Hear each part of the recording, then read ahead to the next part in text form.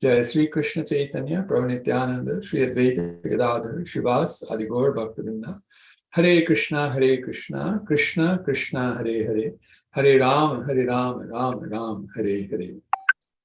So welcome everybody. Thank you so very much, our wonderful speakers, and those of us who are joining to listen in.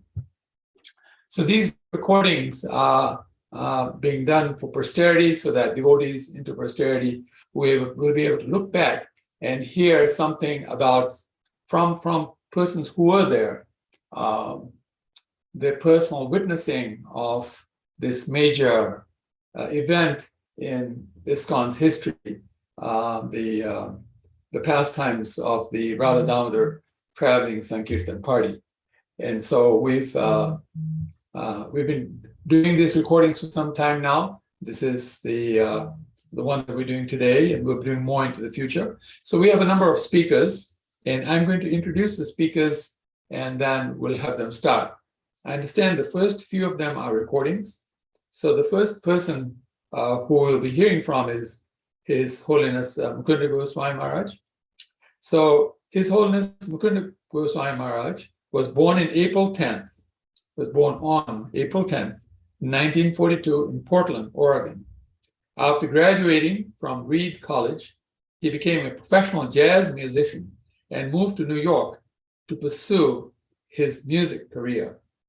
In 1965, he met Hare Krishna founder, A.C. Bhaktivedanta Swami, Srila Prabhupada. The next year, he was in the first group of initiated disciples. Receiving the Sanskrit name Mukunda Dasa, Maharaj was a pioneer in the early days of the Hare Krishna movement. In 1966, in New York City, he helped A.C. Bhaktivedanta Swami, Srila Prabhupada, rent a storefront for the first Hare Krishna temple. In 1967, he founded the first Hare Krishna temple in San Francisco and organized a major music event, the Mantra Rock Dance. Srila Prabhupada sent His Holiness and two other devotee couples to London in 1968, where they established ISKCON in England. The devotees met Beatle George Harrison. As well as assisting them in opening the Radha Krishna temple there, Harrison produced an album of their devotional music titled The Radha Krishna Temple. The album was released on Apple Records in 1971. Maharaj, credited as Mukunda Das Adhikari, wrote the musical arrangements for the group, for the songs, sorry. The temple's 1969 hit single, Hare Krishna Mantra, climbed the pop charts, including the UK singles chart. The devotees toured Europe and also appeared on England's Top of the Pops TV show. The song made the devotees famous and proved to be a significant event in establishing ISKCON in Europe. George Harrison considered His Holiness Mukunda Goswami Maharaj and the others who first came to England to be his lifelong friends. His Holiness Mukunda Goswami Maharaj established the ISKCON Communications Office in Los Angeles in 1977. Publications included the ISKCON World Review, starting in 1981, and a series of paperback books, Search for Liberation, Chant and Be Happy, Coming Back, and A Higher Taste, which is a vegetarian cookbook. Other publications included Who Are They? Magazine, Omni Magazine, and the ISKCON Communications Journal, ICJ. Maharajji is still an ICJ advisory board member. In 1982, he accepted sannyas, the renounced order of life, from His Holiness Jayapataka Swami Maharaj. From 1984 to 1999, His Holiness Mukunda Goswami served on the governing body commission as the ISKCON Minister of Communication. Whenever the ISKCON organization was mired in legal troubles, he worked at damage control, but has since left the position in the hands of his assistants. The public relations effort has been based in Washington, D.C. since the late 1990s. He lived in San Diego until the late 1990s, then moved to New Zealand, then to the ISKCON New Govardhan community near Mawalumba, New South Wales, Australia. So now we will hear from His Divine Grace, Srila Mukunda Goswami Maharaj. Thank you all very much.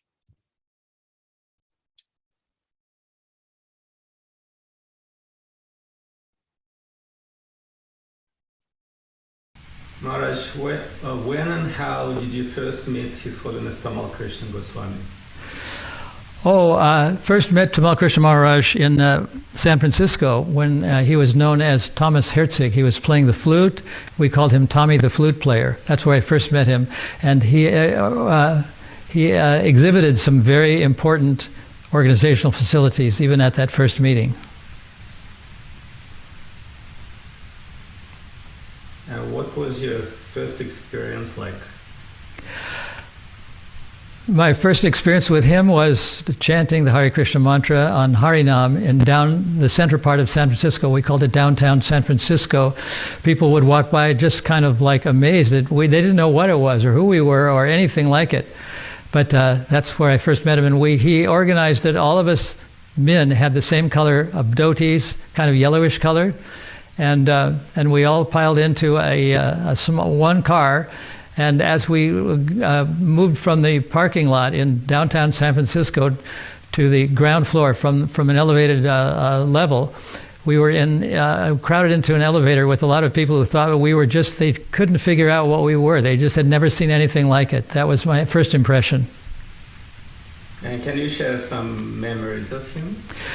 I wanted Prabhupada to have him come to England because I knew he was a very good organizer and that we weren't very good administrators or organizers. So Prabhupada reluctantly agreed, and Tamal Krishna boarded a flight to come to London. When he arrived in London, I wasn't in the temple, and they were suspicious of what he was doing. He was wearing a suit and a tie, but they realized that he had neck beads on, and they thought that this is very strange. So they made a phone call to the temple, and because I wasn't there, the person who answered the phone didn't know what to say, and they asked him, what is Mr. Herzig going to do if he's going to come to the temple?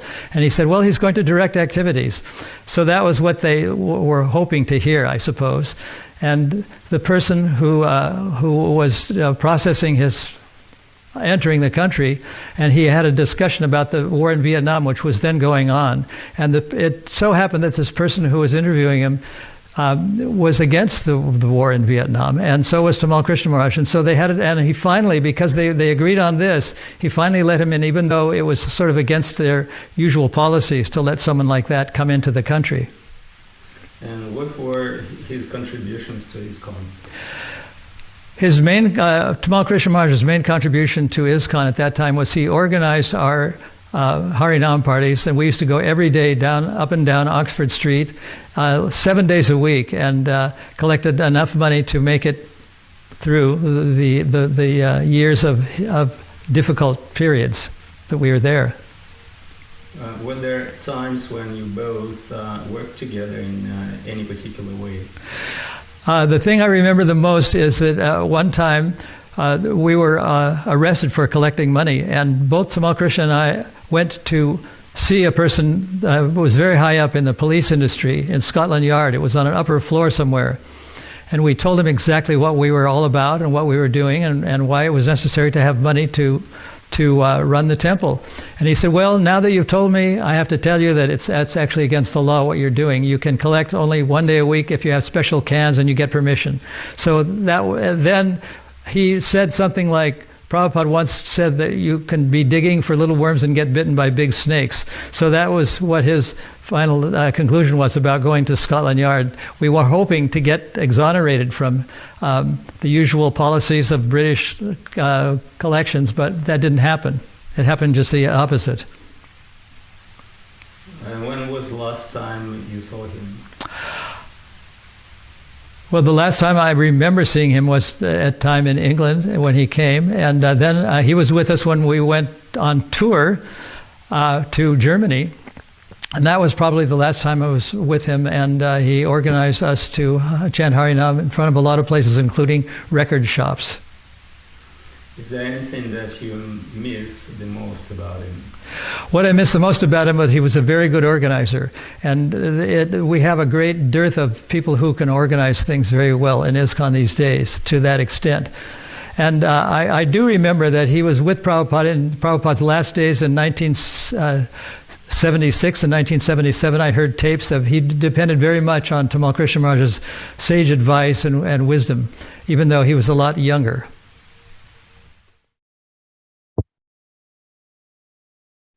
So thank you so very much hearing this part. Because these recordings have been done in such a way that devotees to posterity will be able to hear, we first introduce the speakers so that devotees in the future who hear this do know who is speaking and some background about the person. So the next speaker is His Holiness Romapada Swami Maharaj. His Holiness Romapada Swami Maharaj was born in December, on December 27th, should say, I think, 1948, and is a Vaishnava sannyasi, initiating guru, and a governing body commissioner of the International Society for Krishna Consciousness. He is an initiating guru in the International Society for Krishna Consciousness, ISKCON, and one of the leading disciples of Divine Grace A.C. Bhaktivedanta Swami Prabhupada, the founder Acharya of ISKCON. He has been a Bhakti Yoga practitioner for over 50 years. He travels extensively across the continental United States and Asia, giving invited presentations and workshops at universities, corporates, communities, yoga and cultural centers. He has lectured on Eastern and Western philosophies at universities in the United States, India, and Europe. The youngest of 5 children, His Holiness Romapada Swami Maharaj, was born and raised in a middle-class Christian family in Utica, New York. I hope I'm pronouncing that correctly. He attended the State University of New York, Buffalo, where he was a pre-med student. It was here in 1969 that he met A.C. Bhaktivedanta Swami Srila Prabhupada.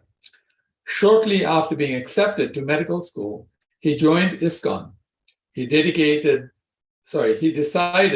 that by dedicating himself to the spiritual life, he would be more useful to the society. He became an initiated disciple of A.C. Bhaktivedanta Swami Srila Prabhupada in July 1971, receiving the name Romapada Das. He accepted the renounced order of sannyas in 1983. In the late 1970s and early 1980s, Romapada Swami served in ISKCON as Associate Director of Public Affairs, 1972 to 1976, as a spokesman and as a New York ISKCON Temple President. Since 1978, he has traveled worldwide presenting the Gaudiya Vaishnava philosophy. Since 1986, he has served as an ISKCON Diksha Guru. In March 1992, he was appointed Governing Body Commissioner for New York and New Jersey. In 1994, he accepted the same responsibility for the Midwestern United States. Currently, he is based in New York and frequently travels to India and Asia on preaching missions. Since the past 20 years, he has been taking groups of Bhakti practitioners annually to various holy places spread across the entire Indian subcontinent. Thank you so very much. So here's Srila Romapada Swami Maharaj speaking, also recorded.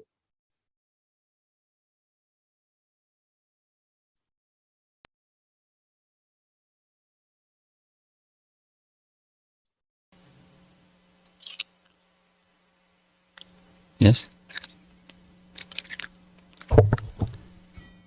Nama Om Vishnupadaya Krishna Prestaya Bhutale Srimate Bhaktivedanta Swami Niti Namine Namaste Saraswate Deve Gauravani Pracharine Nirvisesa Sanyavadi Paschatya Desatarine Jaya Sri Krishna Chaitanya Prabhu Nityananda Shri Advaita Gadadhar Srivasadi Gaura Bhakta Vrinda Hare Krishna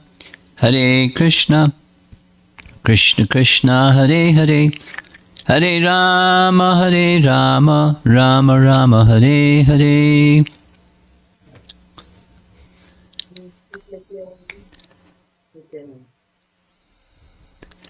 I can only imagine the disciples and followers of Tamal Krishna Maharaj have been investing a lot of time to organize a spectacular event in honor of his upcoming Vyasa Puja.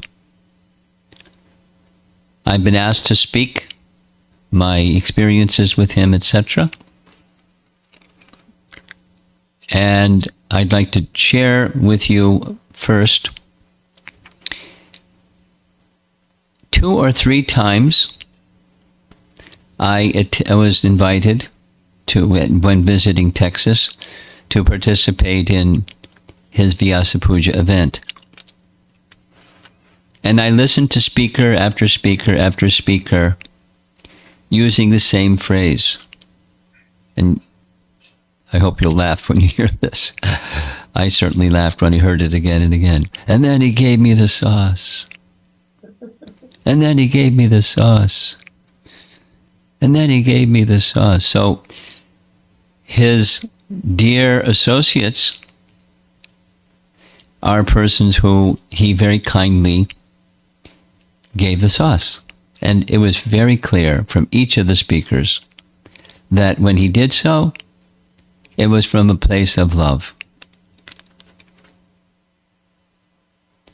And I want to share with you a few experiences where I also lovingly received the sauce from Tamal Krishna Maharaj. Here's a few. You know, he has his personality. Everyone knows his personality. One time, very clear, he was already engaged in his PhD work at Oxford University. He came back to Houston for a visit. It happened to be at a time when we were having our North American leadership meeting in Houston.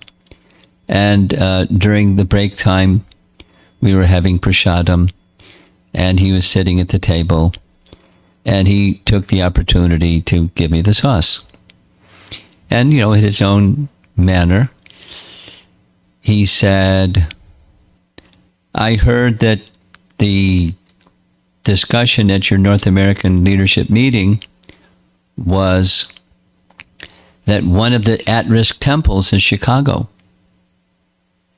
Like on the edge, falling off the cliff kind of situation. And then, is that true? You know, he asked, is it true? It was, thank him for that. And then when I said, it's very weak, it's true. Then he said something like this. When I was there, I know the potential is there.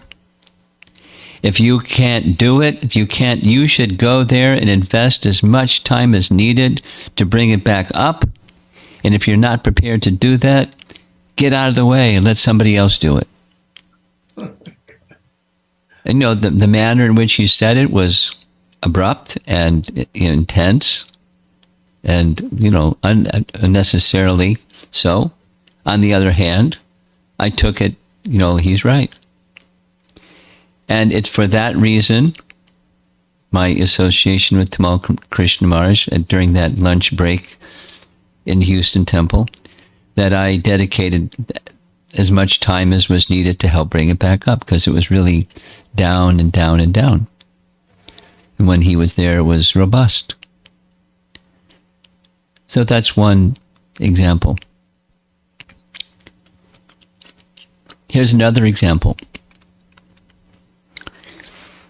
The first year that there was Rath Yatra in New York City, Jayananda built the carts. He built the carts way over on the west side of Manhattan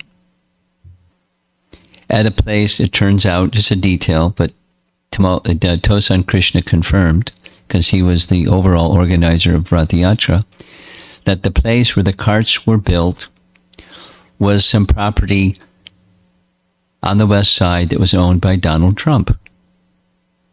Now, I'm not a fan of Donald Trump, but Donald Trump did a little devotional service. He gave permission without fee to build the Rath Yatra carts over there. So Jayananda built the carts. And one of the services I had preceding Rath Yatra was to make sure that Jayananda and his crew had sufficient prasadam. And I thought I was doing that job, adequately, more than adequately, because my memory was there was always leftovers. But after Rath Yatra was over, Prabhupada had left New York. There was a discussion. I saw down the hall of the 55th Street Temple. There was Jayananda and Maheshwar and another crew person with him, and Tamal Krishna Maharaj. They called me over, and he gave me the sauce. And he, said something to the effect that, why did you not do your service properly?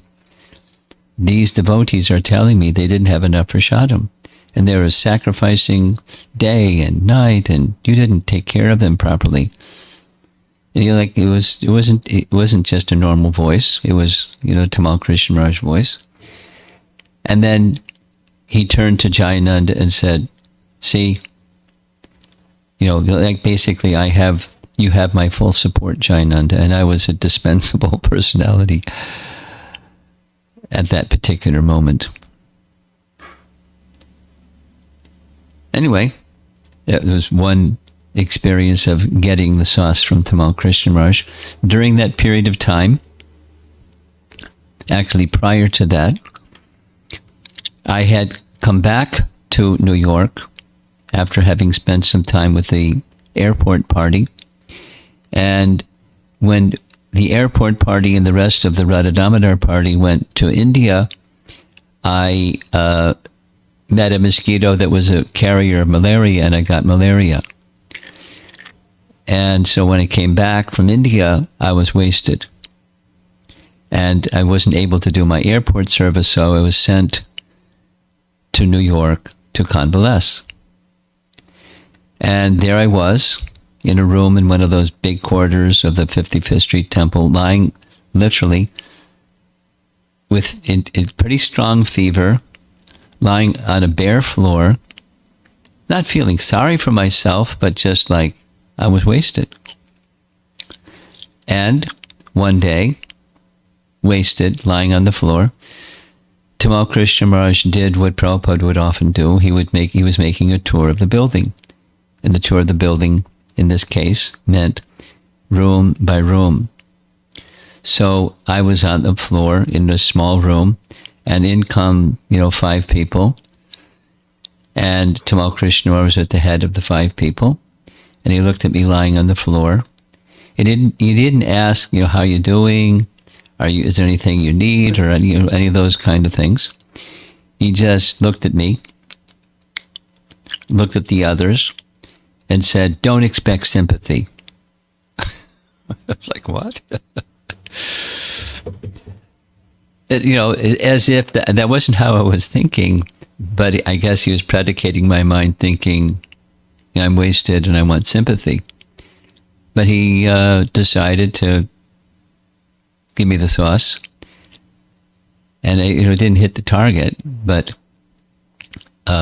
it was his way of dealing with people who he felt needed something or other.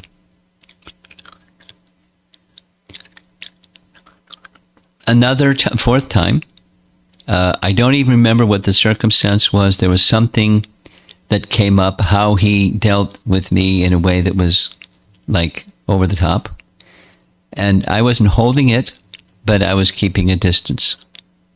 And apparently he sensed it, because in this case it was in Dallas during one of our meetings, and he came to the room where I was staying, across the street from the temple, one of those little rooms that were for guests. He came to my room in the early morning hour when I was chanting japa, and apologized for dealing with me in a way that was, he was regretting. And I was surprised. And it seemed, my impression at that moment was, it was genuine at the same time, it was a little bit official. That was my impression, my feeling. But, the gesture was not really, I hadn't been on the receiving end of an apology from Tamal Krishna Maharaj before. And it was refreshing and appreciated. I'm mentioning again, it seemed a bit official.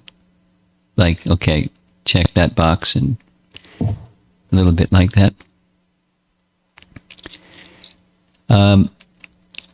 I had another experience in Dallas where I was in the room,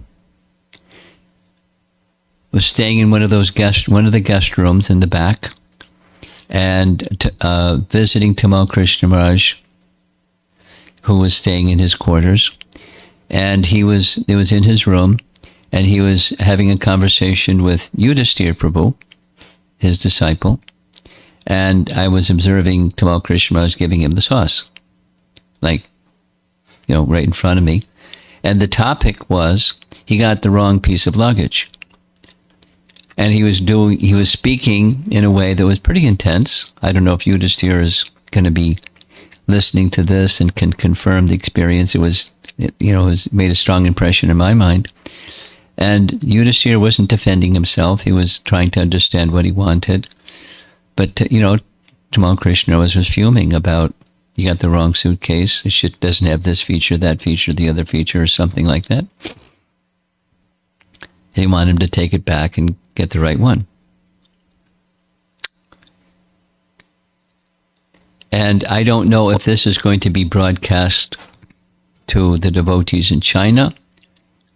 And I wasn't personally present, but Surabhi told me a story when she was a college student in China. And she had not yet become his initiated disciple, but she had this, guru-disciple relationship with him. And she had an appointment to meet with him. And she was a few minutes late for her appointment for some reason. And when she told me, when she came in, she's paying obeisances, and he took off his slippers and smacked her hard several times in the head while she's paying obeisances. And she appreciated the loving gesture. That's just on the Tamal Krishna Maharaj giving the sauce theme, which you all know very well, and you have your 500 or 10,000 stories about it.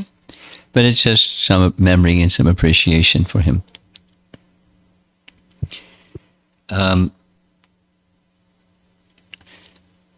Another memory was in Vrindavan, because I began for some period of time teaching at the VIAG, and Tamal Krishna Maharaj was for several years staying at Abhiram's apartment near the temple. And one of the memorable events was on Ekadasi days, being the personality that he is, he was a leader. So he was leading the charge with Nirjala Ekadasi every Ekadasi. And in the evening time, after, everyone would normally take rest, he invited persons to come, and he would select a topic that became the topic for the evening. And for the whole evening, without sleeping, on Nirjala Ekadasi until the next morning, we would have a topic discussion. I remember one of the topics specifically, on one occasion, was, is it A or B? Is it a fact that a guru receives the karma of the disciple that he initiates, Or B, the Guru does not receive the karma of the disciple that he initiates. And what were scriptural references to respond to that question? And it was like a, lively discussion, as always. And he had his opinion, as always. And interspersed with kirtan, we go back to the topic, and then the sun came up. It's time to break Ekadasi fast. And so some little prasadam was distributed, and we went back to our services. But, very spiritually enlivening sangha, and he extended himself to devotees that were invited to come for that kind of exchange. A spiritual leadership example. Another memory is the time that, as a young sannyasi, I was very enthusiastic for preaching in Manhattan, because at that time we didn't have a Manhattan Center anymore. And so I rented a place on Greenwich Avenue, nice name, and it was a 2-story loft space, and Tamal Krishna Maharaj wanted one summer to occupy one of those spaces. So we made arrangement for him to occupy one of those spaces. And as best I could understand, it was during that time he wanted to be there because he was writing his book on the young Chinese student that came to New York City and his experience on Canal Street, etc., etc. I'm sure I don't remember the title, but that was what was going on for him. And the mood was quite different from my experience. His mood was very soft, very accommodating, very warm. And, in other words, there's lots of diversity in exchanges with Tamal Krishna Maharaj. And in a certain way, in his own way, he was helping me understand how to conduct myself as a young sannyasi. So it was like the big brother role, rather than like the authority and subordinate role. It was very, very sweet.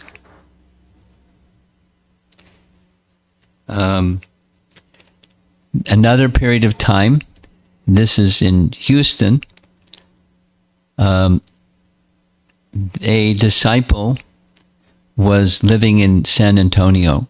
His name was Krishna Smarana and his wife Krishangi, and I was visiting them.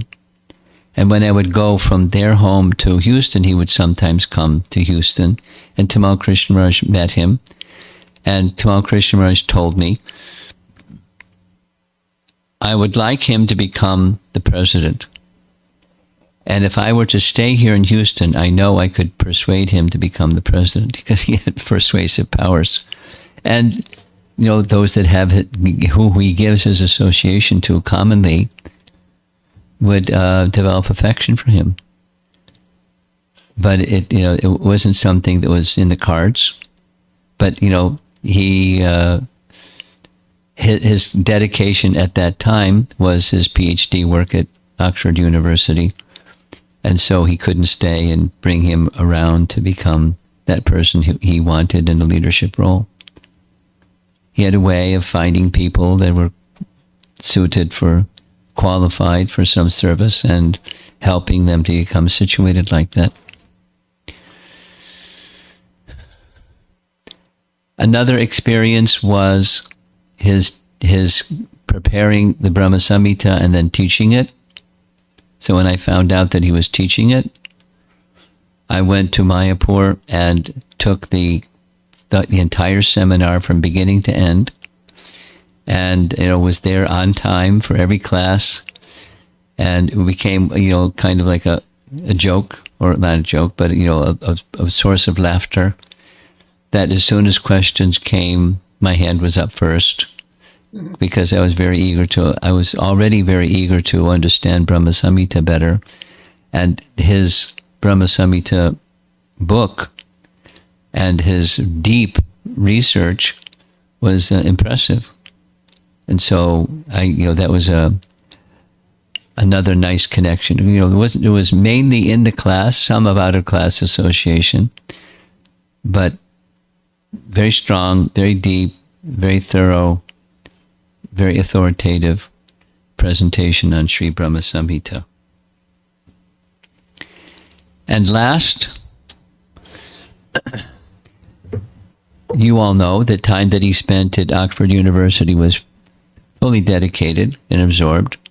And the last association with him was when he came to the GBC meeting. He was no longer an active GBC, but he came to Mayapur to take part in the Mayapur, being in Mayapur while the GBC meeting was going on. And he did the same thing that he did when he was in Vrindavan. That is, there were gatherings after the GBC meeting in his quarters, and he was the natural leader, and influencing this person and that person, and doing what Tamal Krishna was good at doing, strengthening relationships, again renewing relationships with Bhakti Maharaj and many others, who he had profound, deep relationships with, and GBC members, and helping them in the way that he would help people. And that was my last association with him. As you know, that's after that meeting, on his way back to Calcutta, was his departure from this world. Great misfortune for the whole of the society, what to speak of his disciples. And that's a little recording on some of my memories with Tamal Krishna Maharaj. And I'm grateful for the opportunity to give my thoughts to a wonderful soul, and your spiritual master and leader, a great personality. Now, there's many other things to say, but my understanding is I've been asked what were my personal experiences. So there's many of them. I'm sure there's more if I spent more time thinking of personal experiences and exchanges with Tamal Krishna Maharaj. Thank you all very much. Srila Prabhupada ki jai. So on behalf of the organizers, I'd like to thank Maharaj for sending us that recording. So I have to apologize in the beginning. I was under the impression that this was one of the Radha Damodar Traveling Sankirtan Party series, but actually we just celebrated Srila Gurudev's 76th anniversary, his Vyas Puja anniversary. And so this recording is actually about him. So I'm sorry I introduced the program in a way that wasn't quite correct. So our next speaker is His Holiness Bhakti Chaitanya Swami Maharaj, and I saw he just came on. Welcome, Maharaj. And before you speak, I'd like to introduce you so that, again, people who see this many years away from now will know who the speaker is and have some background of the speaker. So His Holiness Bhakti Chaitanya Swami Maharaj is a Gaudiya Vaishnava Swami and a religious leader of the International Society for Krishna Consciousness. He is a member of its governing body commission and is the leader of ISKCON in South Africa, the Baltic states, and Russia. He was born on 14th August 1951 in Auckland, New Zealand. In 1972, he first met the ISKCON founder, A.C. Bhaktivedanta Swami Srila Prabhupada, in Auckland University. A year later, he joined that society in London and received initiation from Srila Prabhupada, who gave him the Sanskrit name of Raghubir Das. He is closely associated with the educational programs of ISKCON and teaches at the Vaishnava Institute for Higher Education in Vrindavan. In 1994, during the Gaura Purnima festival, he took the renounced order of sannyas from His Holiness Giriraj Swami Maharaj and received the name Bhakti Chaitanya Swami. Later, he became a member of its governing body commission and ISKCON initiating guru. Welcome, Maharaj. Please enlighten us. Thank you so very much. You're muted right now, Maharaj. Thank you. Okay. Can you hear me now? Yes, Maharaj, we can hear you. Okay. A little louder would be better, but it's Really? it's clear. Okay, I can come closer. I hope that, anyway, that's about it. Oh, that's very good. That's much better, Maharaj. All right, all right. Okay, well, thank you for inviting me. Let me begin by offering some prayers. Nama Om Vishnu Padaya Krishna Prestaya Bhutale Shrimati Bhakti Vedanta Swananiti Namane Namaste Saraswati Deve Gauravani Pracharne Niravishesha Shunyavadi Pastyatyadesh Tarne Sri Krishna Chaitanya Prabhu Shri Advaita Gadadha Shivas Adi Gaura Bhaktivinoda Hare Krishna, Krishna Krishna, Hare Hare, Hare Rama, Rama Rama, Hare Hare. Vanchkalpatarubhyascha kripa sindhu bhyevacha patitanam pavanebhyo vaishnavebhyo namo namaha. Hare Krishna, devotees, and thank you, Nityananda Prabhu. I see Rameshwar Prabhu is there also. Hare Krishna, very good. Well, all right. I did not have as much association with Tamal Krishna Maharaj as Romapada Maharaj, I'm sure, but I did manage to get some. You know, as you said, I joined the movement. I saw Prabhupada first of all in New Zealand, but then a year later, or not quite a year, but January 73, I joined the temple in London, Bury Place. And I was there in England for all the time that Srila Prabhupada was present. And Tamal Krishna Maharaj didn't really come much. But at least one time, which I recall very vividly, that Tamal Krishna Maharaj came to London was when Srila Prabhupada last visited London, last visited the Western world it was around his Vyasa Puja time. He was there for his Vyasa Puja day, actually, in the manor. And Tamal Krishna Maharaj was with him, with a few other sannyasis and senior devotees. And I remember so vividly that Srila Prabhupada arrived at the airport and he came out from inside the airport outside to where we were out, sort of by the car park or somewhere like that. And Srila Prabhupada was in a wheelchair and he looked, really quite different from how we were used to seeing him, because he would come to London regularly, Prabhupada. He would pass through London half a dozen times a year. So anyway, Tamal Krishna Maharaj was with Srila Prabhupada and we all went back to Bhaktivedanta Manor. And Tamal Krishna Maharaj called for a meeting with all the devotees. And Maharaj explained about Srila Prabhupada's situation.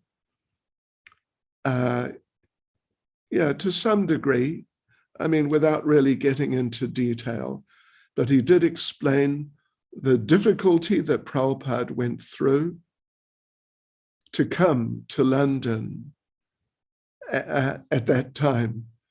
And Tamal Krishna Maharaj emphasized how Srila Prabhupada had come with considerable physical difficulty, and we saw that just, he was on the wheelchair, but he came out of his love for the devotees, out of wanting to be kind and look after the devotees, you could say, and of course inspire and encourage the devotees, but not just inspiration and encouragement, but love, real affection. And as Maharaj was explaining that, he became fairly emotional. And we all became emotional. And just the impact from Maharaj, how his feeling for Maharaj, his appreciation for Srila Prabhupada, and his appreciation for Srila Prabhupada, how deep it was. It was, the whole thing was very moving. It was deeply moving, and many devotees, including myself, were just in tears, actually. And then, so Srila Prabhupada stayed for some days. He stayed through Janmashtami, and he stayed through his Vyasa Puja. And on his Vyasa Puja day, Tamal Krishna Maharaj, Srila Prabhupada didn't really speak. In fact, while Prabhupada was there that time, the last visit, Prabhupada didn't give classes or anything of that sort. He just basically didn't speak. He just sat there really on a kind of a palanquin arrangement, a chair with, sort of arms, poles, being supported by poles. And Prabhupada would just sit there. And so on the Vyasa Puja day, Tamal Krishna Maharaj, in Prabhupada's presence, Prabhupada was present there in the temple room at Bhaktivedanta Manor, which of course was packed out with devotees from all over.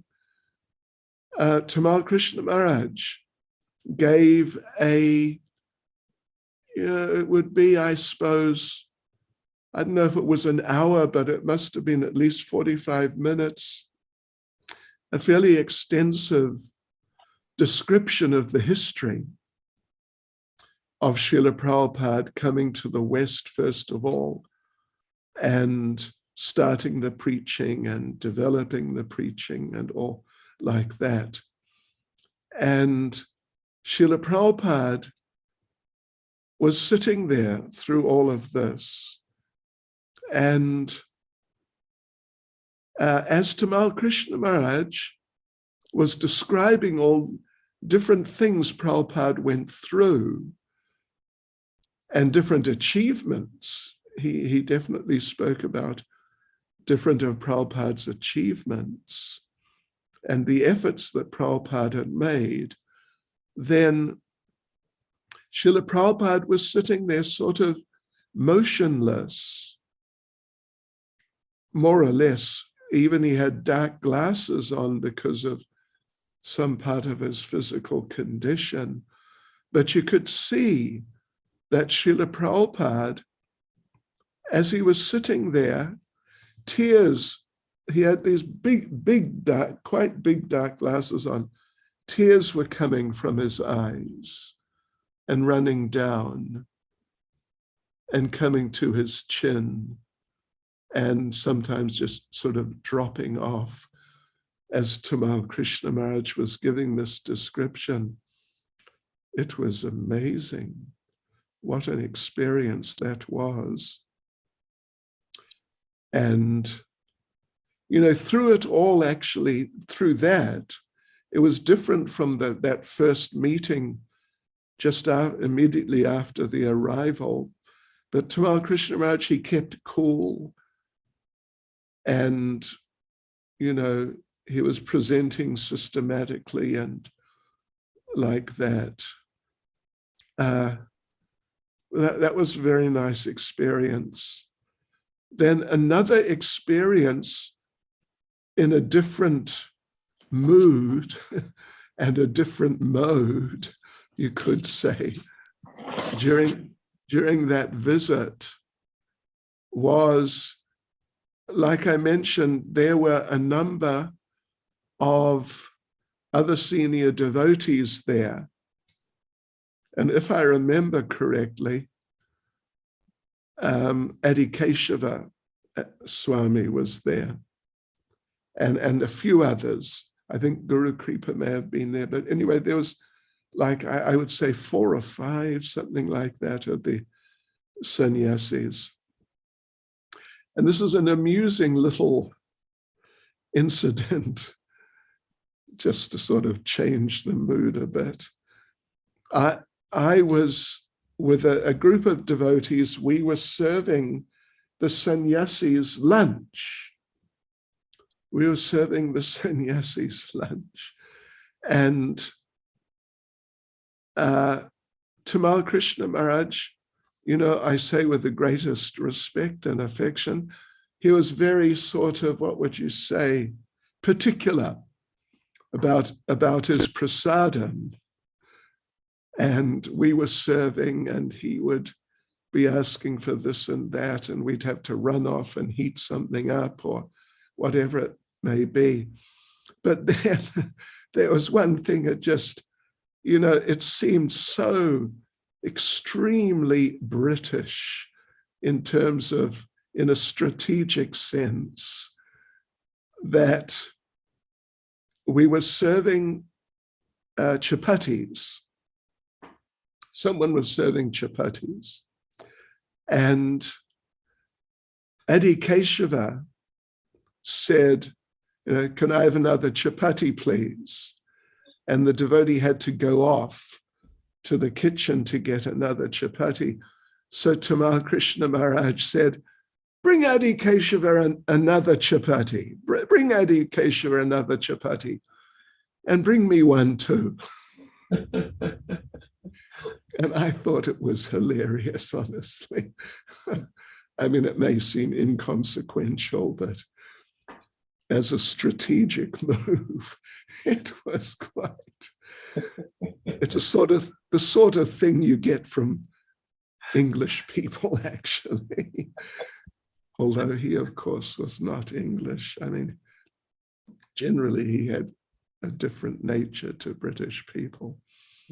So that was 77.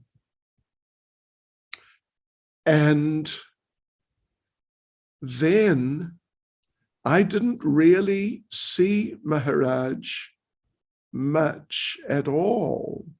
Well, you know, starting in 88, I was visiting the Mayapur GBC meetings every year from 88. So I'd see him, but I didn't really have exchanges much with him. But then, you know, some years later, actually, beginning in 91, I started attending the VIHE in Vrindavan, and Tamal Krishna Maharaj was teaching in the VIHE. And Giriraj Maharaj was there, who, you know, at that time, I had joined in London, but then in 1980, I moved to South Africa, and I have been based since then, actually, in South Africa, where I am right at this moment.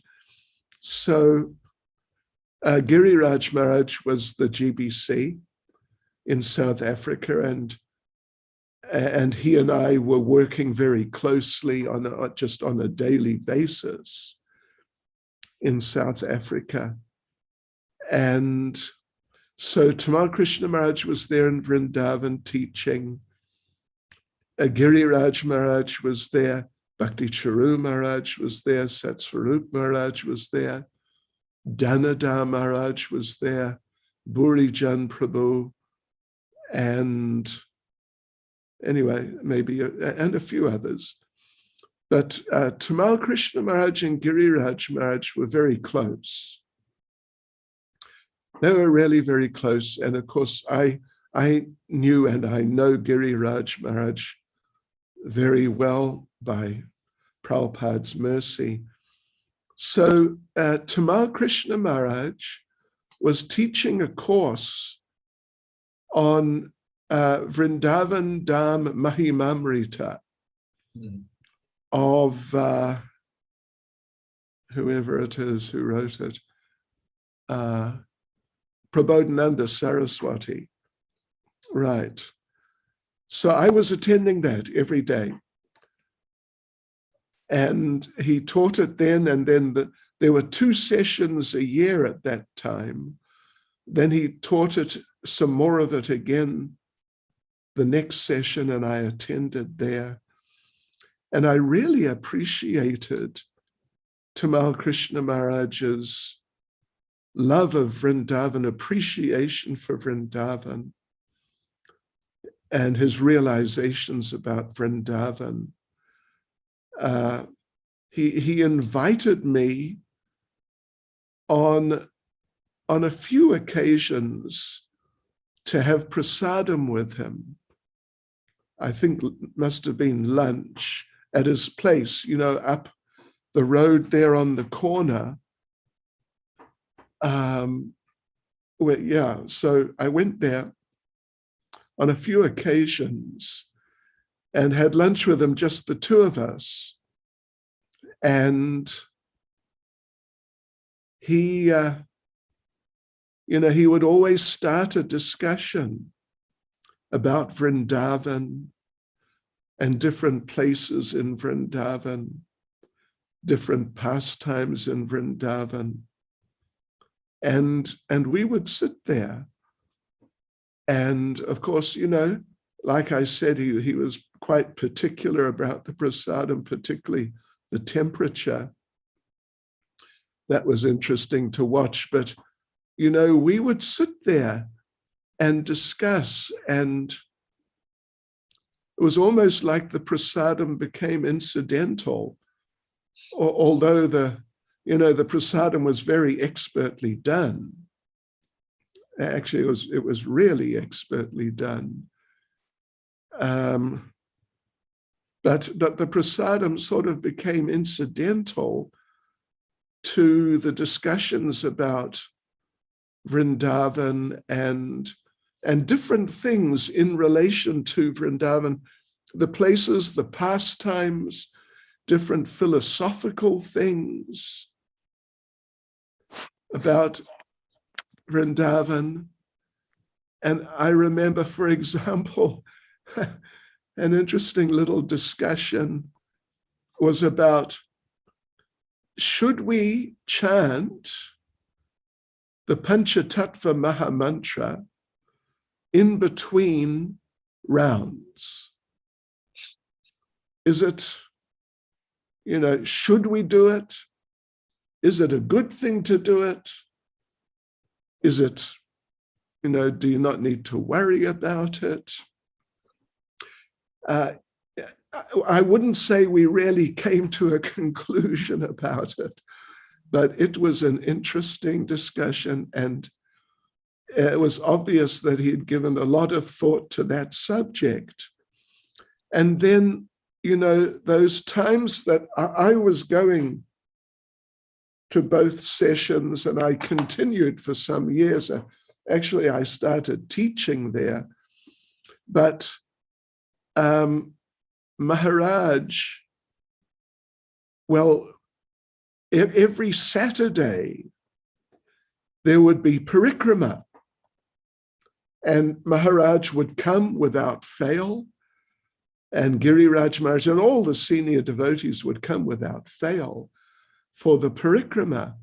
And we'd go, one day we'd go part of the way around Govardhan Hill, and we'd stop in different places, and there'd be Katha and Kirtan. And another day we'd go to Varshana and go all around Varshana. And another day we went to different places, actually.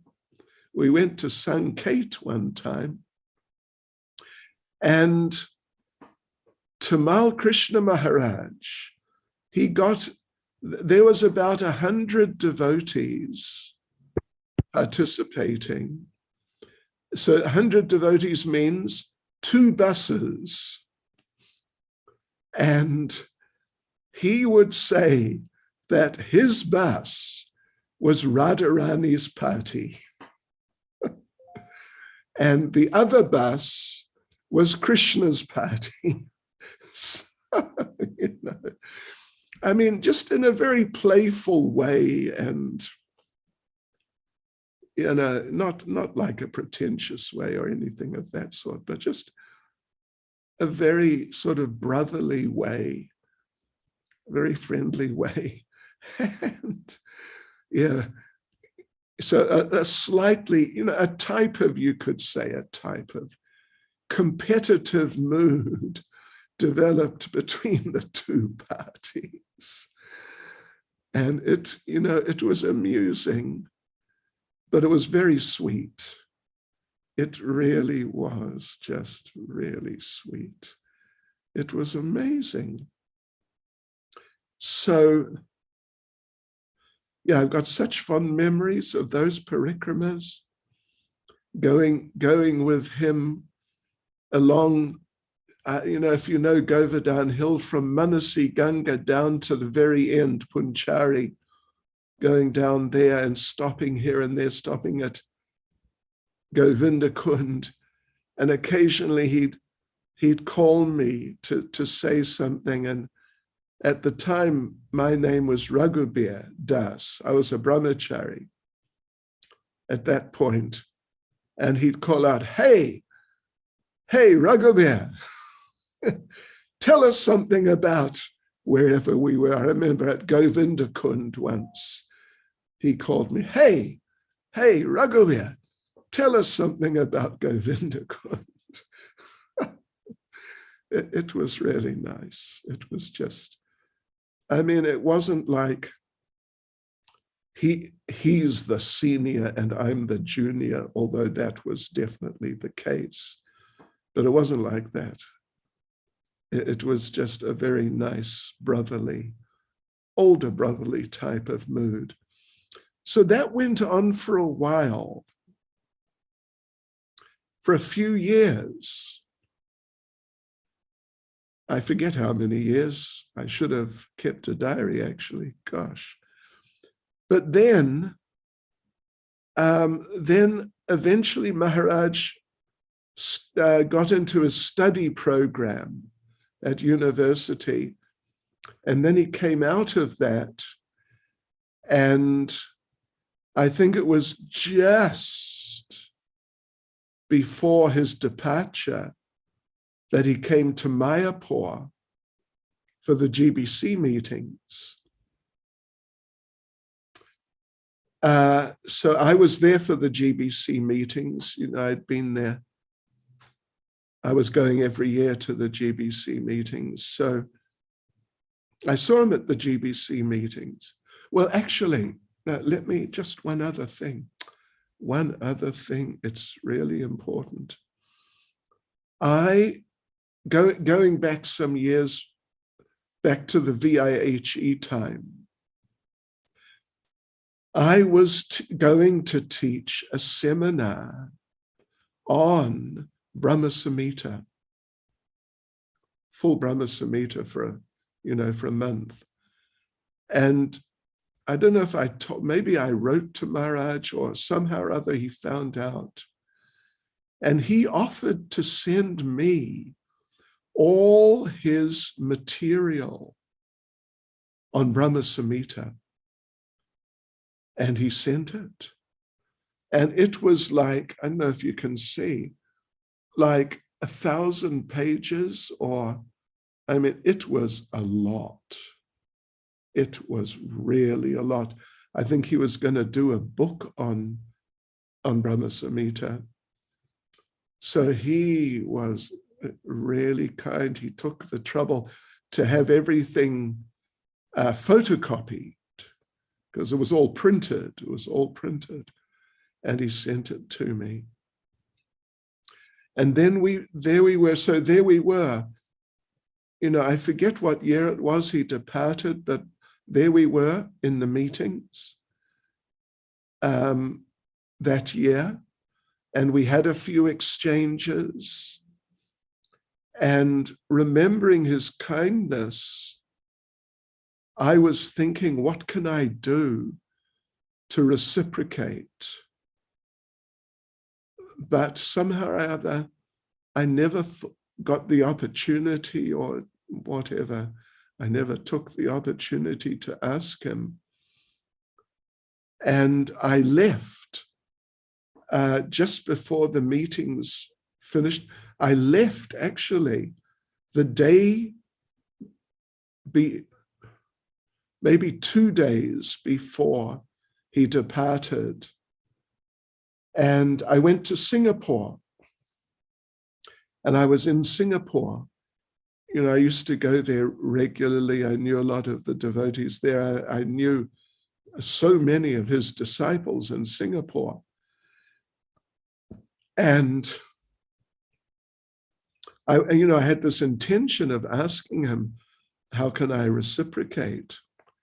So when I was in Singapore, or actually when I left Mayapur, I'd got quite a flu and even a bronchitis, and it was not good at all. And eventually I collapsed in Singapore and I was hospitalized. I was hospitalized the evening before he departed. The evening before he departed. I was there in Singapore in one of the hospitals. So the next morning, one of his disciples, you may know Sudarshan Prabhu. Do you know Sudarshan? He's one of the most senior, along with Parthasarathi, the dentist. The two of them are pretty much the most senior disciples of Tamal Krishna Maharaj in Singapore. So Sudarshan Prabhu came to see me in the hospital. And I was feeling somewhat better. So I got up and the two of us were walking around the hospital and just chatting about this and that.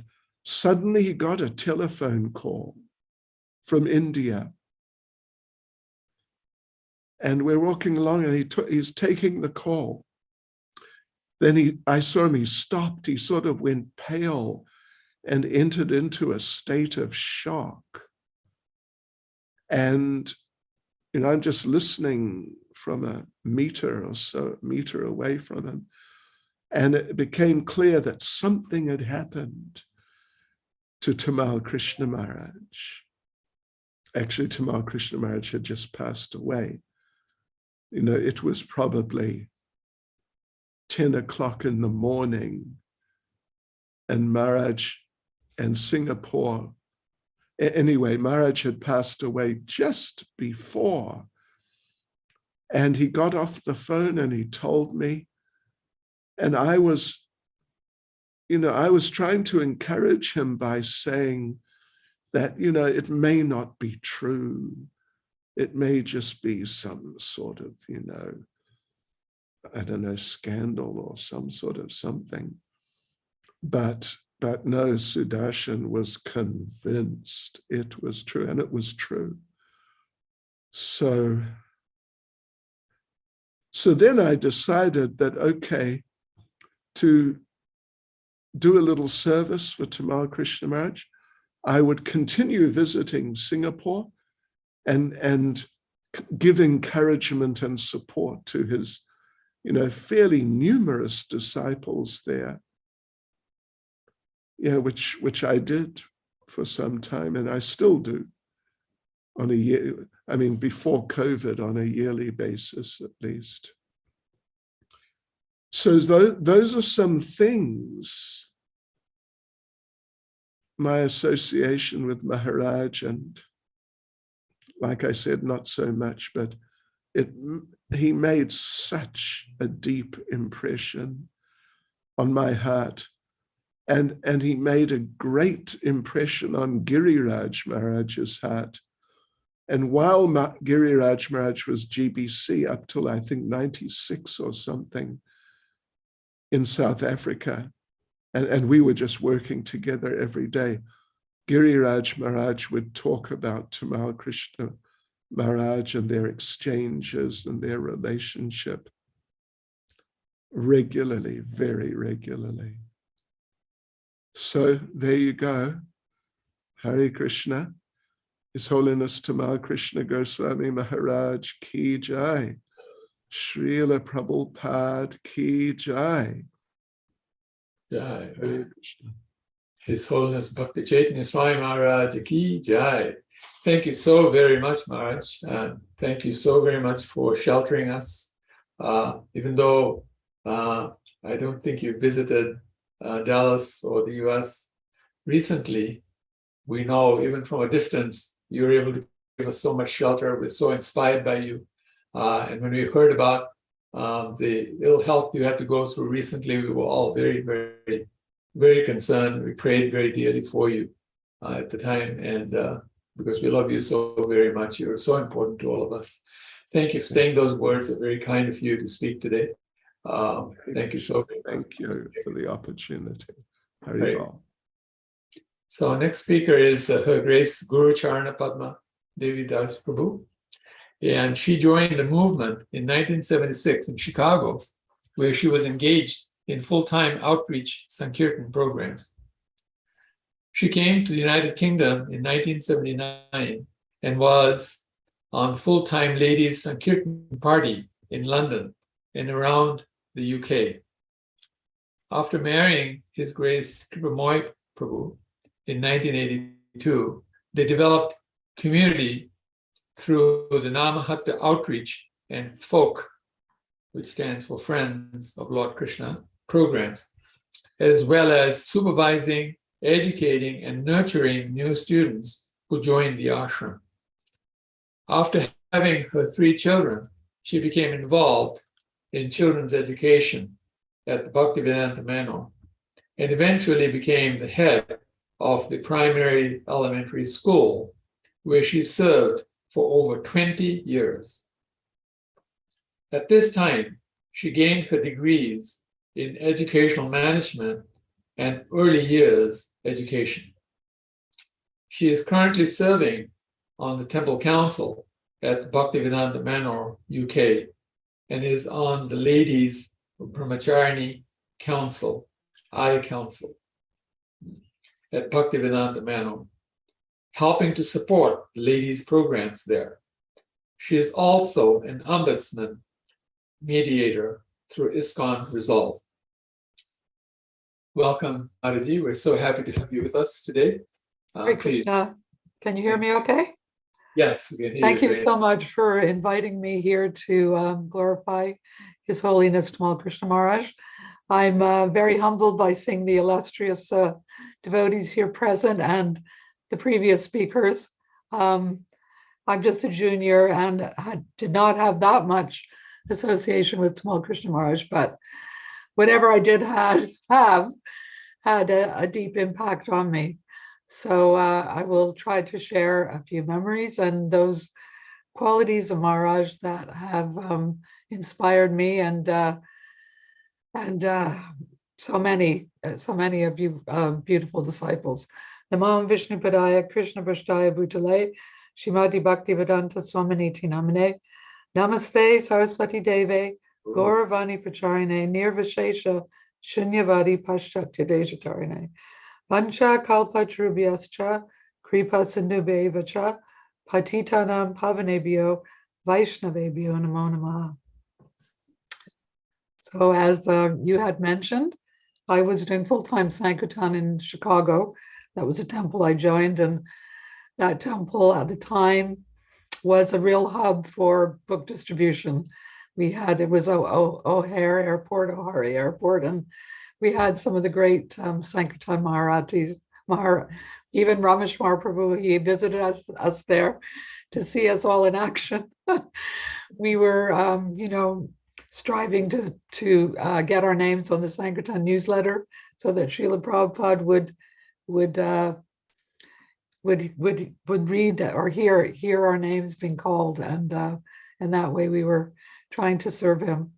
So Tamal Krishna Maharaj, I had only heard of him. His reputation came before we actually met him, because he was serving on the Radha Damodar party, and we would hear how he would go from temple to temple, and he'd be stealing men, from the devotees there present at the temple.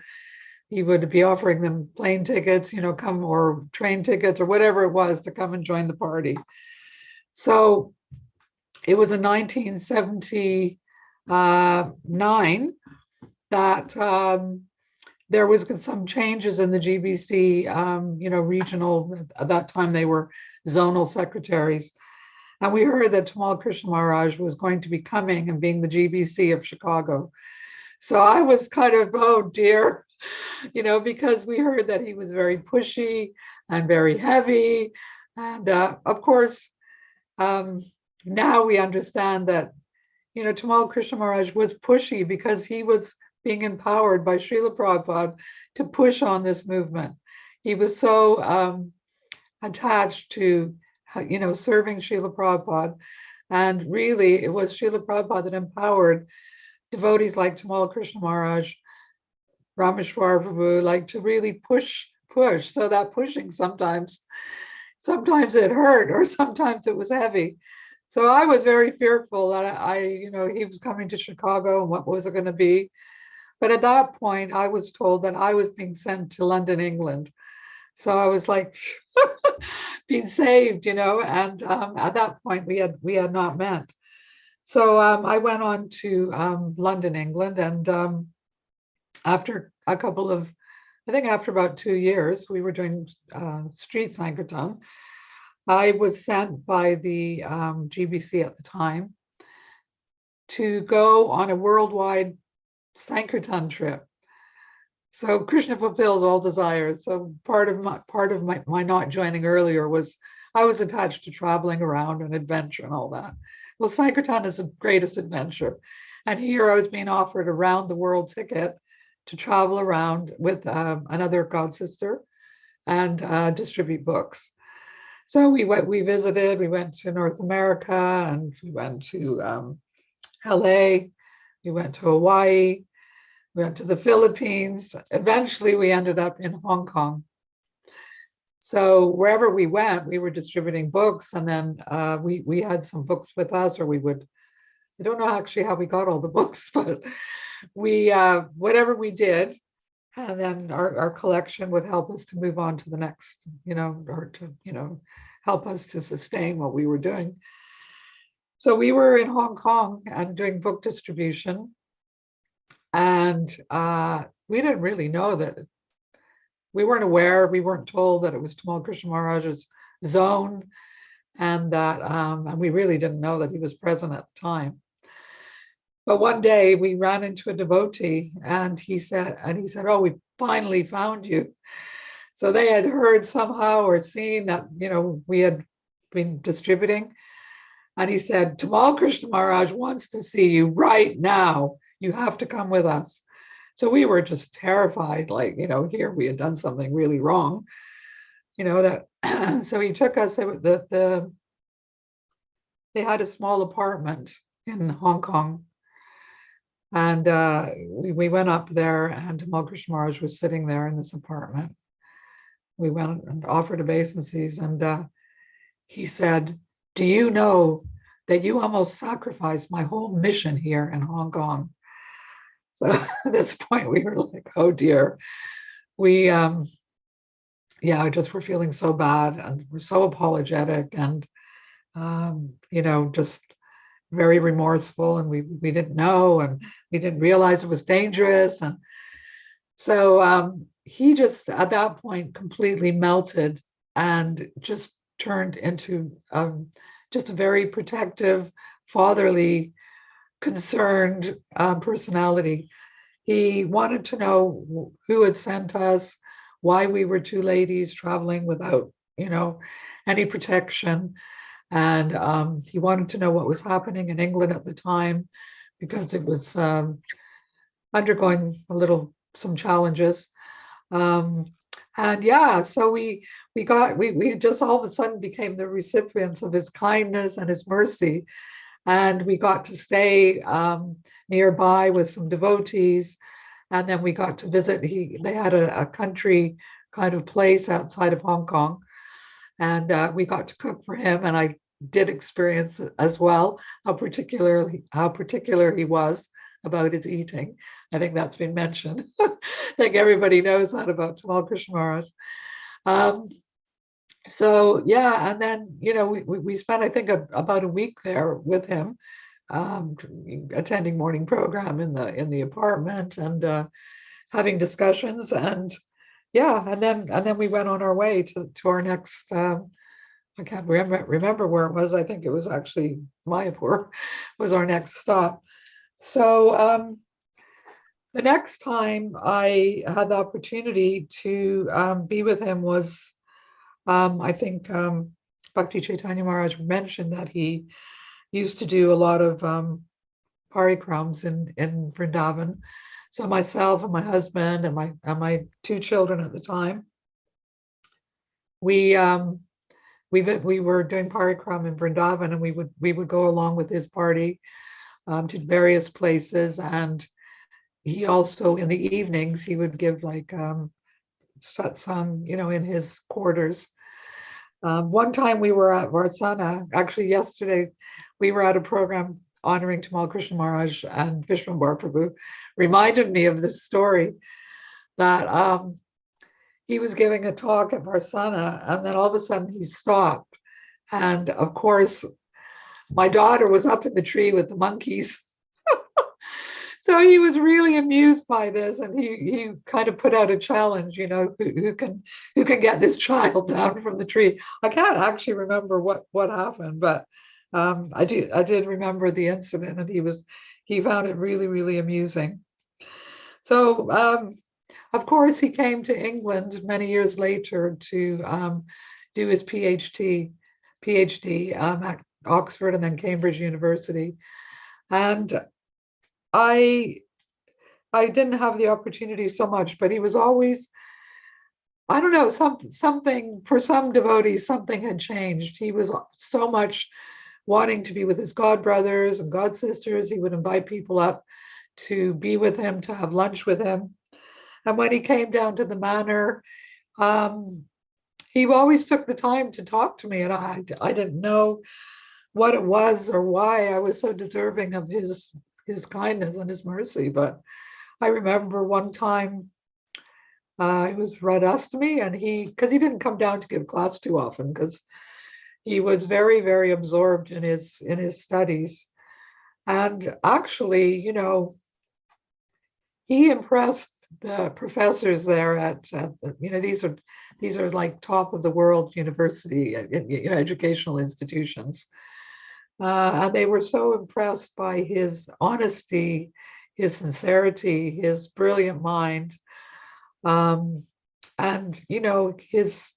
he developed relationships with many professors. And after his departure, they made a memorial for him at Cambridge University. And I think they have a bench there with his name, and he made a deep impression on whoever he was with. But these were big people in the educational field. So he came down to give class at Radhastami, and I was just there. Of course, I was always a little bit in the background because I had 3 children. But he was chanting around the manor, and he saw me, and he stopped, and we had just like such a deep chat. Like, I mean, I'm seriously his junior, and he was seriously like my Shiksha Guru, but he opened his heart up to me. And, he was always wondering if he was doing the right thing, with doing the academic route, and, what courage it was for him to actually enter into that academic field. And, it was kind of, showing the way, not showing the way, but, he was leading the way, in the academic field. I think, I don't know when Hridayananda Maharaj went to university, but seriously, like, this was before the Oxford Center for Hindu Studies and so many devotees getting, degrees. But he opened his heart up to me as if I was his sister, sharing with me some of his, trials and tribulations, and And I just felt so honored that I could just be there and, listen and, be a listening ear to him. And it was just very, very sweet. Another time, I was just walking inside the village of Lechmore Heath, and he was coming in a car with some of his disciples, and he told them to stop the car immediately. And he came out and he greeted me and wanted to know how everything was and how I was doing, and yeah, just really kind. So I saw that side of him, and I think in the last years of his life, I think many God brothers and God sisters also saw that beautiful heart. I mean, I was reading, and I've read a few times, an essay that he wrote for that book. It's called Hare Krishna at Southern Methodist University. And he wrote this article. Of course, we love hearing how devotees come to Krishna. But he wrote this beautiful essay called Rites of Passage Revisited. And he says a second chance of negotiating his life cycle. And so honest, he shared the story of his life and the things that impacted him along the way, along his journey to meeting Srila Prabhupada. And I mean, through some of it, you can understand maybe why maybe he sometimes had that edge. But I think the other thing is just, it was the urgency that he picked up of Srila Prabhupada, of wanting to push on the movement. But in that article, he shared so honestly, about his childhood, his parents' divorce, and them, and what else? The death, the first time he experienced death, and then about the death of his own father and Srila Prabhupada in the same year. So I found the article. I've read it about 3 times because it's just such an honest reflection on his life and how he had a second chance through meeting Srila Prabhupada to carry on, and then carry on initiating, not being initiated, but then initiating others. And he's empowered so many around the world, and you are all still serving. Here in the UK, we have a beautiful family of his disciples, and they were all very, very strong devotees, and glorifying him every year. So those are really my experiences, but the things that I really honor him for are his courage. He pioneered many projects. I mean, I think after Chicago, he did something with Shiva Maharaj in Oklahoma. They tried that. And then, of course, the Dallas Temple was famous. I remember in 1982, I traveled around America with my husband, and we visited Dallas for the first time. And it's such a powerful Radhakalachandji and the devotee community there, the restaurant. It was incredible community there, and carries on being that. Of course, I've not been back since, but I would love to come and visit. He just his relationship with Srila Prabhupada, he was his personal secretary. And I think it was, I can't remember who it was. Oh, I think it was Romapada Maharaj that shared that, or maybe Mukunda Maharaj, that Prabhupada just really relied on him a lot. And after Prabhupada left, he took the service of distributing all Srila Prabhupada's Maha to different temples. And, he stayed strong, but he was deeply, deeply impacted by his departure. So I really appreciate that, seeing the transformation from what maybe that sort of heavy side of Tamal Krishna Maharaj, and then the beautiful transformation of his soul. I know that in Mayapur, the last time he was there, he was just having kirtans in his room. I wasn't there present, but I was hearing from the devotees how he came to be with his godbrothers at the GBC, and he just wanted to help in some way, and he was just appreciating so much the association of the devotees. So his heart just opened up like a lotus, into the most beautiful devotee that he was. And I remember him so fondly always. He has an impact on my life, and my memory of him is very, very strong.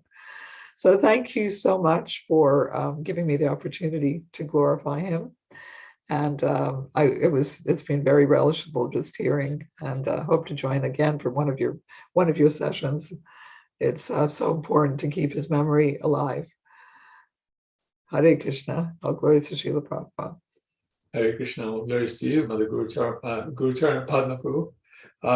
It was very nice. We really appreciate everything you said. I want to say to you, love to invite you to Dallas, and I will connect after this so that we can figure out when you might be able to come. But it will be really nice for you to come and visit with us here in Dallas. And of course, Houston is not very far from here too, so it could be a twofer. And of course, you could visit other places in the US at the same time. Oh yeah, two of my children are in America now, so, so that's great. I visit, right? We visit, more frequently. Nice, very good. So nice to hear that. Thank you so very much. We really appreciate it. Thank you so very much. So our next speaker is His Grace Rameshwar Prabhu. He is one of the leading disciples of His Divine Grace A.C. Bhaktivedanta Swami Srila Prabhupada, and formerly a guru within the International Society for Krishna Consciousness, ISKCON, the Hare Krishna movement. His Grace Rameshwar Prabhu became an initiated disciple of Srila Prabhupada on April 28, 1971. From 1976 to 1986, Rameshwar Prabhu was a member of ISKCON's Governing Body Commission, GBC, and became a BBT trustee for the Bhaktivedanta Book Trust, which is known as the BBT, in February 1975, working from their headquarters in Los Angeles. He later became head of the North American BBT. In 1987, the GBC accepted his resignation from all GBC management responsibilities within ISKCON. He never resigned from the BBT, as it was a lifetime appointment by the BBT founder, His Divine Grace, A.C. Bhaktivedanta Swami, Srila Prabhupada. So, welcome, Rameshwar. We're so happy to have you over with us. Please enlighten us. Hare Krishna to all. I just pray to Prabhupada for a moment.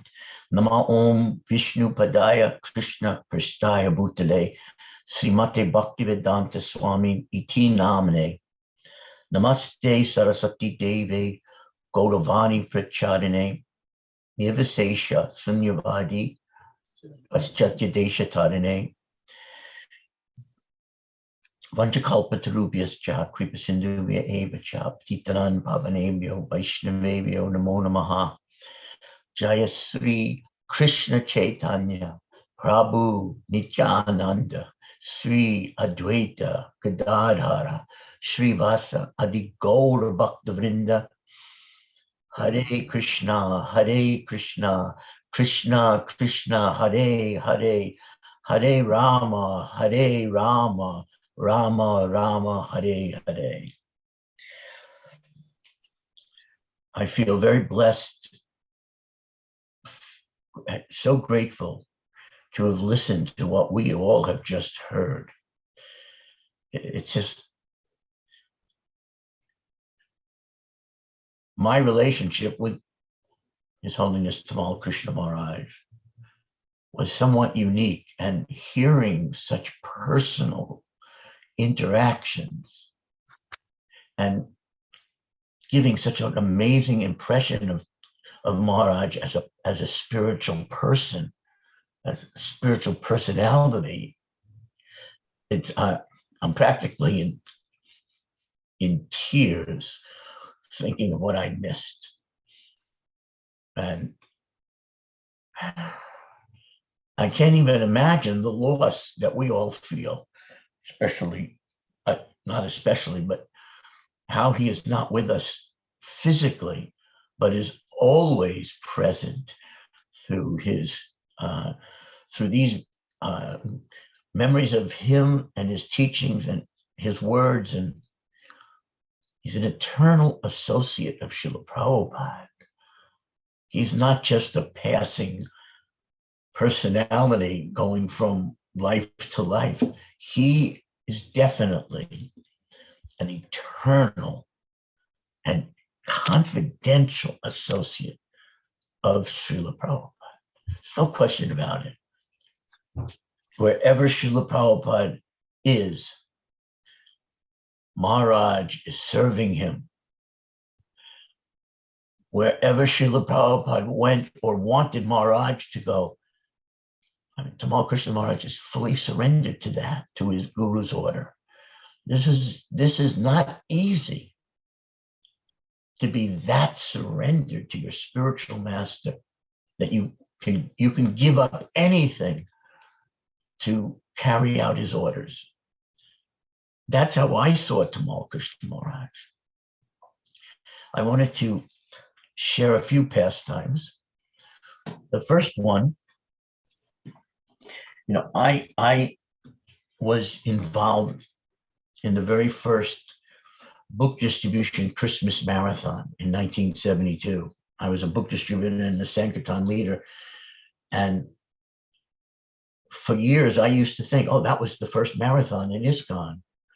But it was not. There were two famous, or they should be the most famous marathons that came before the 1972 Christmas book distribution marathon. And the very first one involved Tamal Krishna Maharaj. Sometime in 1968. And by the way, in the 1960s, our movement, this blissful, amazing movement, was missing one thing externally. And that one thing was Lakshmi. Mm-hmm. There was no money in the early days. And Srila Prabhupada had wanted to establish his ISKCON press, Brihat Mridanga. He wanted to buy a press and have devotees know how to operate a printing press, a binder, a photography studio, the different parts of the actual art of printing a book. Prabhupada wanted to establish that in a building that we owned. So from the early 60s, everything that we had was more or less a storefront that we were renting. So in 1968, Prabhupada declared that wherever the devotees can buy a building, that is where I will put our ISKCON press, our Brihat Mridanga, and I will go there. And at that time that Prabhupada wanted this to happen, we had about maybe 10 or 12 temples in the world. And when Prabhupada announced this, he introduced the concept of transcendental competition. And he explained that this is not materialistic competition. This is, you are competing to please the one you love the most. It's selfless, pure competition. Competitive spirit is there in the spiritual world. It's there in Vrindavan, in Goloka Vrindavan. And Prabhupada would explain how the gopis compete amongst themselves for the pleasure of Krishna, not for their own pleasure, but for Krishna's pleasure. So Prabhupada introduced this concept that we had, in the 1960s, we were in revolt, looking for a different culture, counterculture, and the word competition was always associated with capitalism and materialism, and it had a bad connotation for amongst the youth in the 60s. And Prabhupada, as always, enlightened us that everything starts with Krishna is the source of everything, and competition in the spiritual world is absolutely pure and blissful. So anyway, there was this great competition who could buy the first building. Hansaduda was involved in Montreal.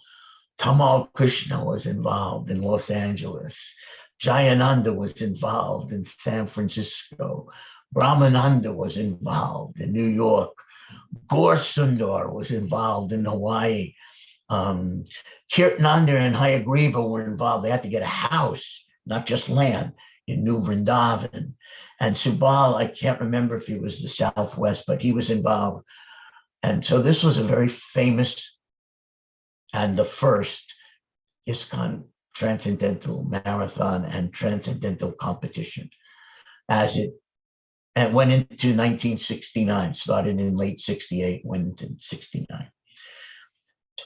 Tamal Krishna Maharaj was in Los Angeles, and his focus was to buy a house in Beverly Hills. He always aimed for the highest.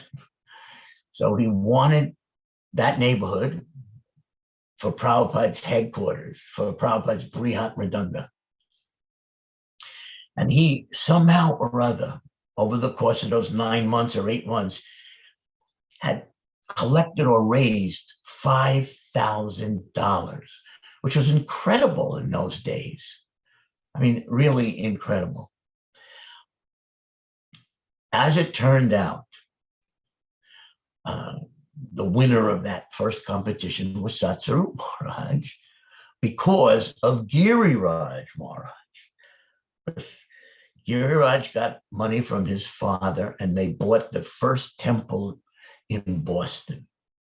And that's ultimately where Prabhupada first established ISKCON Press and had all the devotees. He liked the BBT activities to be somewhat centralized.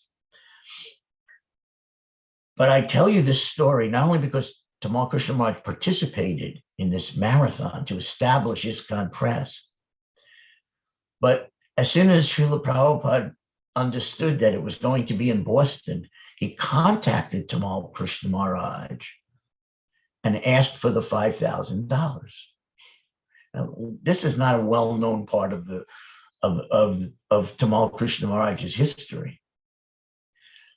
And Tamal Krishna Maharaj was really attached to buying this building and really establishing our movement in the best neighborhood of Los Angeles. But Prabhupada said, no, I want you to give me all of the $5,000. And Prabhupada's relationship with Tamal Krishna Maharaj was sometimes to break some attachments for a higher purpose. And I used to watch this exchange between Prabhupada and Tamal Krishna Maharaj. So anyway, Prabhupada received the $5,000, of course. Well, no one said no to Prabhupada, or if they did, it lasted a microsecond. And Prabhupada used Tamal Krishna Maharaj's $5,000 towards the purchase of the first press machine, printing press. Prabhupada used some of his money and he used Tamal's money to buy the Brihat Mridanga printing press of ISKCON Press. I don't know if you knew that part of the story, but that is historically very accurate and true. That's how we got our first press. Turn this off. Sorry. Today is Father's Day in America, and I have family calling me. Okay, so my next encounter with Tamal Krishna Maharaj was in the early 1970s. We had given the loan from the BBT for the very first bus. In fact, the loan was given to Vishnu John Maharaj. All the other loans were given in the name of Tamal Krishna Maharaj, but that first one was given in the name of Vishnu John Maharaj. Anyway, with that bus and the Radha Damodar Didis on the bus, they were traveling, putting on preaching festivals at campuses, but they were also traveling to the ISKCON temples, which was very ecstatic for the temples because it's almost indescribable, the kirtans that Vishnu John Maharaj would lead. They are not of this world. We know that Prabhupada once, at the end of one of these amazing kirtans, said, Prabhupada was like stunned, and the devotees were asking, and Prabhupada said, "Didn't you see what happened?" Now I'm paraphrasing. And they had no idea what Srila Prabhupada was talking about when he then said, "Didn't you see that Narada Muni came to witness this kirtan?" Nobody could see that. Of course, they were just overwhelmed by that statement that Prabhupada had seen Narada Muni in his kirtan. Anyway, those were Vishnu Maharaj kirtans. That would attract the pure devotees from around the universe. They attract inconceivable. So that was my actual first meeting with Tamal Krishna Maharaj. It was in Los Angeles, maybe late 73, after they had gotten that first bus, or early 74. And it's memorable because of the classes that he gave. Everyone's described his potency, his power at presenting Krishna's message in such a wonderfully forceful way that you wanted to jump out and go out on preaching the instant he finished any class. It was always inspiring you to help serve and push on this movement. And that is what he is famous for, his leadership of pushing this movement everywhere. And one of my top distributors at the time, Kavi Chandra, who's now Kavi Chandra Maharaj, came to me. He was so inspired and said he wanted to ask a favor. And of course, for me, if a book distributor ever asked me, could I ask a favor? I mean, I would like immediately melt and say, of course, what is it? What can I do? So in that mood, Kavi Chandra Maharaj said, well, I've heard this amazing preaching from Tamal Krishna Maharaj, and it's so elevating, it's so purifying. I feel it's Prabhupada telling me, give up family life and join him and travel with him, which is, I immediately said, yes, of course, if that's a message you're getting from your heart and from Prabhupada. And I could fully understand because I was in those classes as well. Of course, then he dropped the final little bomb on me. I think I might have told this story more than once. He said, I have one more favor to ask. I was this fanatical brahmachari, by the way, in those days. I had come to our movement when I had just turned 18, 1970. And somehow Krishna had protected me from many illicit activities. And I did not, in that short life part of my life, have even a girlfriend. So I didn't know much about the interactions between men and women in family life or anything like that. So when Kavi Chandra said, my last request, I want you to take care of my wife and daughter. And I looked at him like, what do you mean take care of them? What does that even mean? I was like truly a jaw-dropping exchange. This is all part of the Leela that I have with Tamal Krishna Maharaj. And from that, I became I already had a lot of Manajis on our Sankirtan party. I had no problem working with Manajis and keeping myself as a brahmachari, but this was something new that had been placed on me. And gradually, through the mid 1970s, well, the next thing that happened, I gave the BBT bought a bus for Tripurari.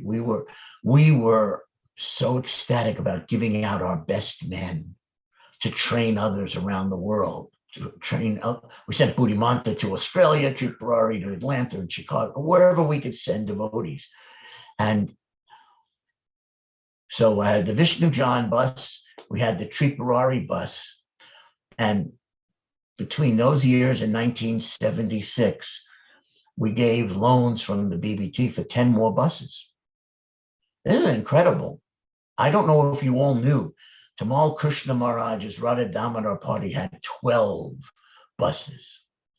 So the next thing that happened in my exchanges with Tamal Krishna Maharaj was when Tripurari, who had his own BBT TSKP, that's what we called it in the newsletters, called me up and told me he's joining the Radha Damodar TSKP, and we're going to merge everything into one giant sannyasi traveling party.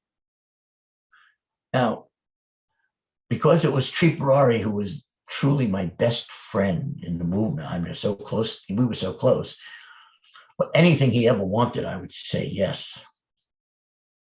But it took me some years, some maturing, to relate this to Tamal Krishna Maharaj and not just Tripurari. Prabhupada had called Tripurari the incarnation of book distribution for a Shaktavesh devotee to want to join and serve under Tamal Krishna Maharaj. I didn't connect it in my mind until years later. What does that say about Tamal Krishna Maharaj? His potency, his leadership, his attractiveness as a devotee that's a general and pushing Sankirtan, that to attract even Tripurari, almost like away from me. That's how I looked at it at the time. Tamal Krishna Maharaj's qualities and potency to be able to do that. For those of you who lived during those years and knew Tripurari, you just have to pause and marvel that a person like Tripurari could be wanting to be under another devotee. And that's part of the legacy of the potent leadership and the drive, the single-minded drive to push this movement that emanated from Tamal Krishna Maharaj. So, of course, after I agreed, I was still in shock. And that was the spark that created what I think was the biggest transcendental competition in our movement between the Radha Damodar Party and Los Angeles and the Western Zone. That 12 buses filled with devotee book distributors. And I know the temple presidents thought that as the Radha Damodar Party would travel around the country, they were, in quotes, stealing devotees. But, when I look back on this, I would not use that phrase, actually, although that was the phrase we all felt from temples and zones. When I look back on this now, I realize that there was something so unique going on in the Radha Damodar Party between Tamal Krishna Maharaj and Vishnu John. They were presenting like a level of Krishna consciousness, a level of not just renunciation. And of course, there were no ladies on the Radha Damodar Party. So it was renunciation in different aspects. The austerity of traveling and preaching, as if everyone was a sannyasi. They were being led by sannyasis. And the ecstasy of their original college programs and how that continued. They used it to make devotees, and how that continued into this gigantic force, an unstoppable force for book distribution. And to give you an idea, in the 1960s, our worldwide distribution of Back to Godhead was 2,000 a month, 2,500 a month. We didn't know how to distribute or how to collect it. We'd have our street Harinam 8 hours a day, and devotees would go out trying to give out magazines, and that was not that successful. But thanks to Gargamuni Maharaj, we had this thing called the Spiritual Sky Incense Company.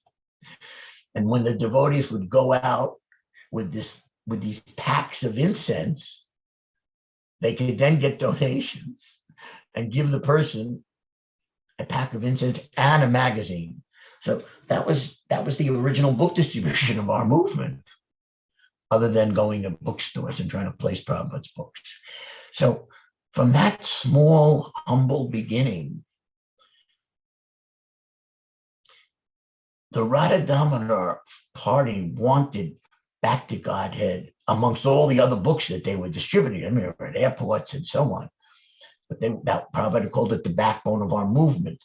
And editorially, we tried to include during those years articles that were not just Shastric, but that they were articles that had great relevance to issues of the time. So it was a different type of Back to Godhead than the one we have now.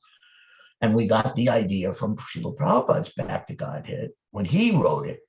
And when we asked him if we could include topical articles, he said, this is very difficult to talk about the material world from a Krishna conscious perspective and not just have articles that reprint Shastric stories and so on. But he allowed us to try it. And for 2 years, with those types of articles, and led by the Radha Damodar party, we brought the monthly printing of Back to Godhead up to 250,000 a month. Then, by the end of the 70s, to 500,000 a month. And then finally, the ultimate pinnacle was reached when we printed for several months 1 million Back to Godhead magazines per month. And the biggest force for distributing them was these 12 buses of the Radha Damodar party.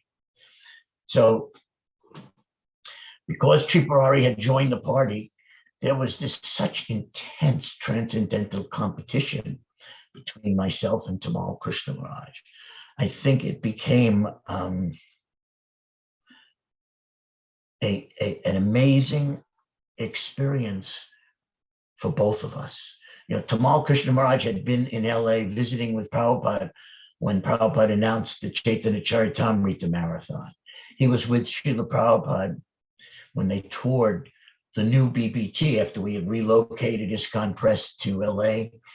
So we had our relationship, but what kept the transcendental competition pure and not mundane, because it's so easy to fall into mundane feelings, is when Prabhupada pulled me aside, more or less, actually it was in 1973, and gave me this order or instruction: think globally, not locally. And so I was able to not just think in terms of the zone I was in or the temple I was in, which is the normal way of thinking in a competition. But I also had this, only due to Srila Prabhupada, this expanded vision. So while Tamal Krishna Maharaj and I were fierce competitors, it wasn't mundane. It was how every letter that Prabhupada was writing, 73, 74, 75, even into 76, so many of it, I shouldn't say every letter, but so many of his letters described the joy and ecstasy and the gratification, the pleasure that he was experiencing by hearing the results of book distribution. At one point, he said it's the only solace in his life. I mean, how to save and wake up the fallen souls. Prabhupada's vision was not like ours. Our vision is so tied into the bodily concept, and our sense of time is related to how old our body is and how much time we have left in our bodies. Prabhupada was developing a movement for 10,000 years. an author doesn't write thinking, oh, this will be popular in 50 years or something. Prabhupada's whole vision was planting hundreds of millions, uncountable seeds of the Hare Krishna movement to become, that it is to become. There's a very famous recent, I digress just a moment for this, because it comes back to what the seeds that Tamal Krishna has planted. In Africa, Brahmananda and Maharaj and Bhagwat Maharaj were the two, they were a team preaching in different countries throughout Africa. And they were developing the life membership program, and they were beginning to distribute books there and so on. And so Brahmananda was like the lead preacher, and Bhagwat, his partner, Maharaj's partner, was also keeping all the accounts. Prabhupada was very strict about keeping accounts and not wasting a pice, not wasting a penny. So it got to a point where they wrote to Srila Prabhupada a major report on all their activities, detailing how all the money was collected, exactly how it was spent, and everything they were doing in each country. And when they got Prabhupada's letter back, his reply, Prabhupada's letter it contained his spiritual, blissful, ecstatic emotions for what they were doing. And throughout the letter, he was describing these feelings and how wonderful that preaching service is, and so on and so on. And then at the very end of the letter, Srila Prabhupada wrote to the two of them saying, so you are planting all these seeds, countless seeds of Krishna consciousness, but you will not be alive to see the seeds grow. That was the end of the letter. And they were just like stunned. We all want to see the results. Every one of us wants to see results from our service.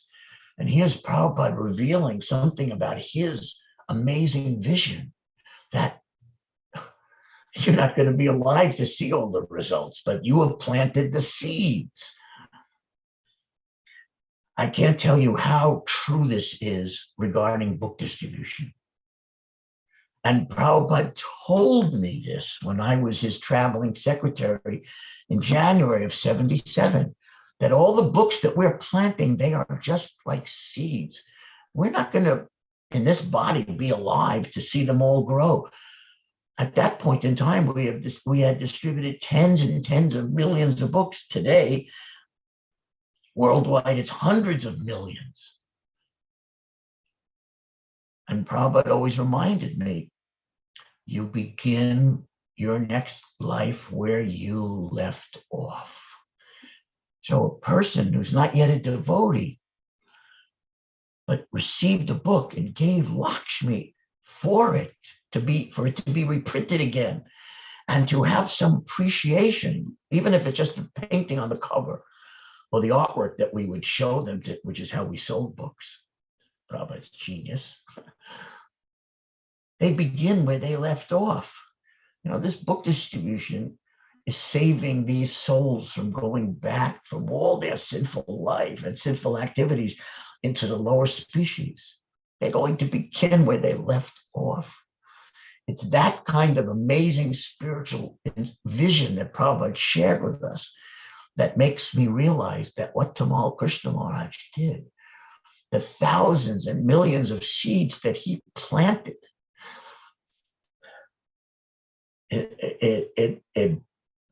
it's stupefying to the mind.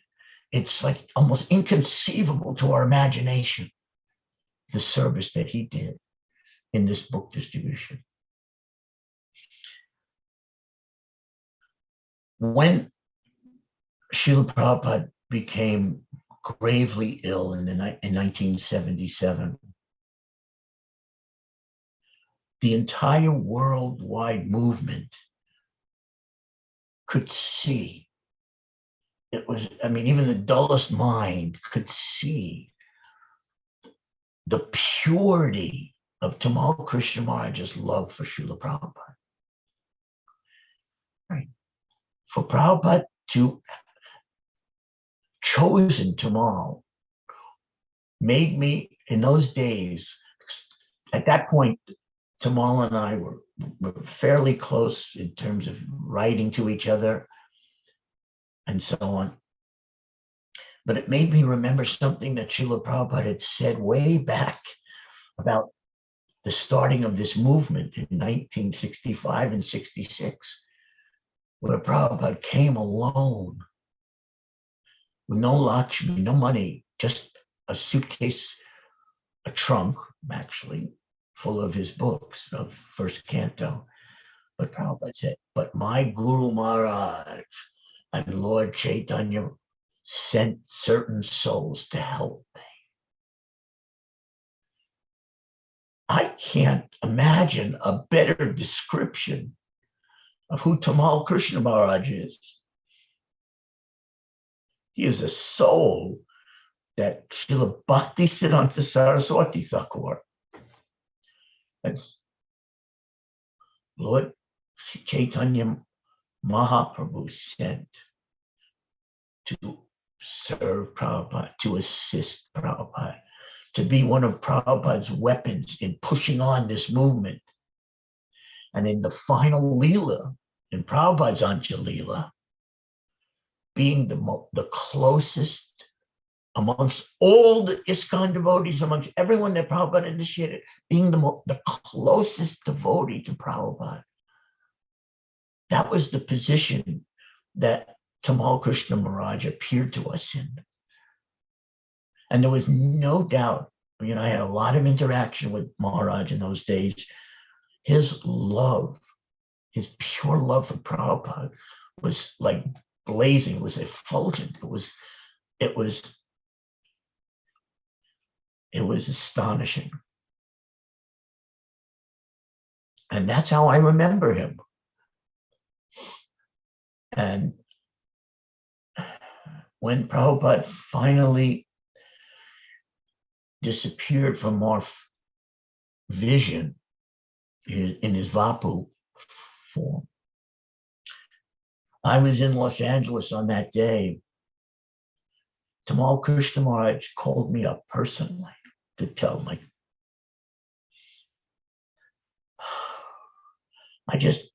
I somehow was able to ask him a few questions about what we're supposed to do, but I was just like every devotee in the movement, so stunned and feeling like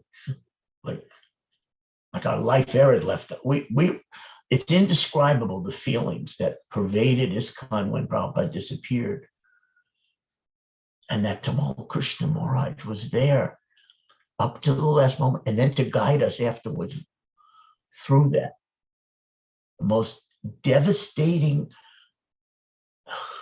emotions that a devotee had ever felt.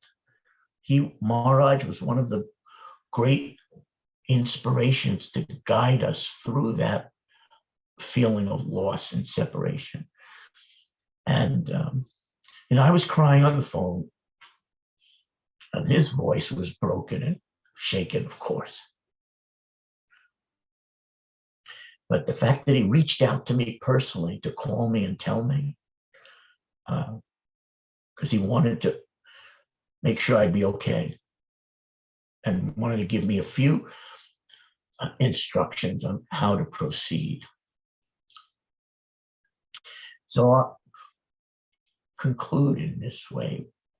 I have many other memories of Maharaj, but seeing him as this general, this Sankirtan force, a force of nature that, we may not have in the world now, seeing the seeds that he planted, his determination, his austerity and renunciation, and making it so blissful to preach and distribute that he attracted so many devotees to want to be with him, including the top distributor on the planet. That he was that attractive a leader of the Sankirtan movement, and that he was such a personal intimate and confidential associate of Srila Prabhupada. This is how I remember him and will always remember him, in awe and reverence and gratitude that I am his younger brother and I consider myself his servant. Hare Krishna, thank you. Dhanyavad. Srila Tamal Krishna Maharaj ki jai. Srila Prabhupada ki jai. Sankirtan Yagya ki jai. Gaur Premanandi Haribo. Jai. Srila Rameshwar Prabhu ki jai. Thank you, Prabhuji. That's way beyond, we can never repay our debt to you for inspiring us with all of those wonderful words and just your memories. And, you're the founders of this movement. And in future, hundreds of years from now, maybe thousands of years from now, for sure, when people look back, they'll be just amazed at what was the beginnings of what at that time will be such an amazing movement. I mean, we can't even imagine what will be happening at that time. And if we saw what was happening at that time, we would feel so very encouraged to continue doing what we're doing now.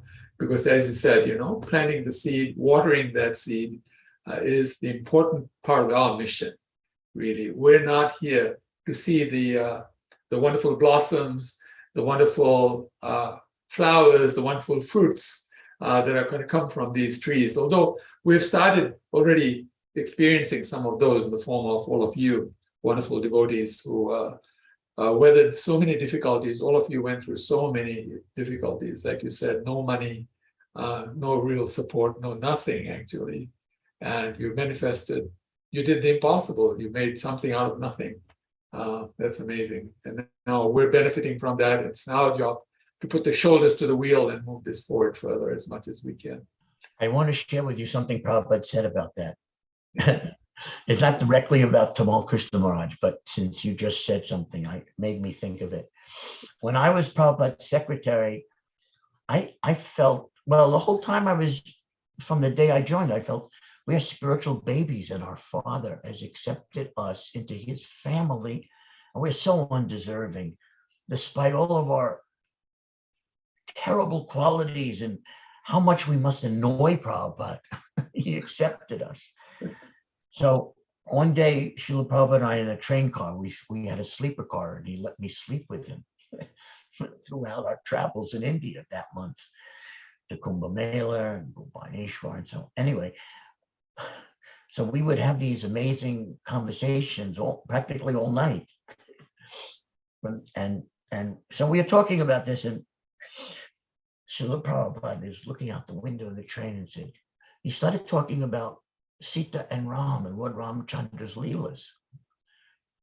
And he started saying about how Sita Devi, the goddess of fortune personified herself, was kidnapped by the demons, under the control of the demons, being used by the demons, and how Lord Ram created an army of monkeys to cross the ocean to rescue Sita and bring her back to Ram.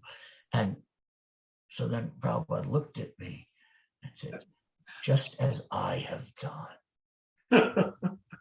I crossed an ocean and I recruited an army of monkeys, not even humans, to rescue the goddess of fortune from the demons and bring her back to Krishna. So, you described the early days. We were Prabhupada's, literally not even humans, that he accepted.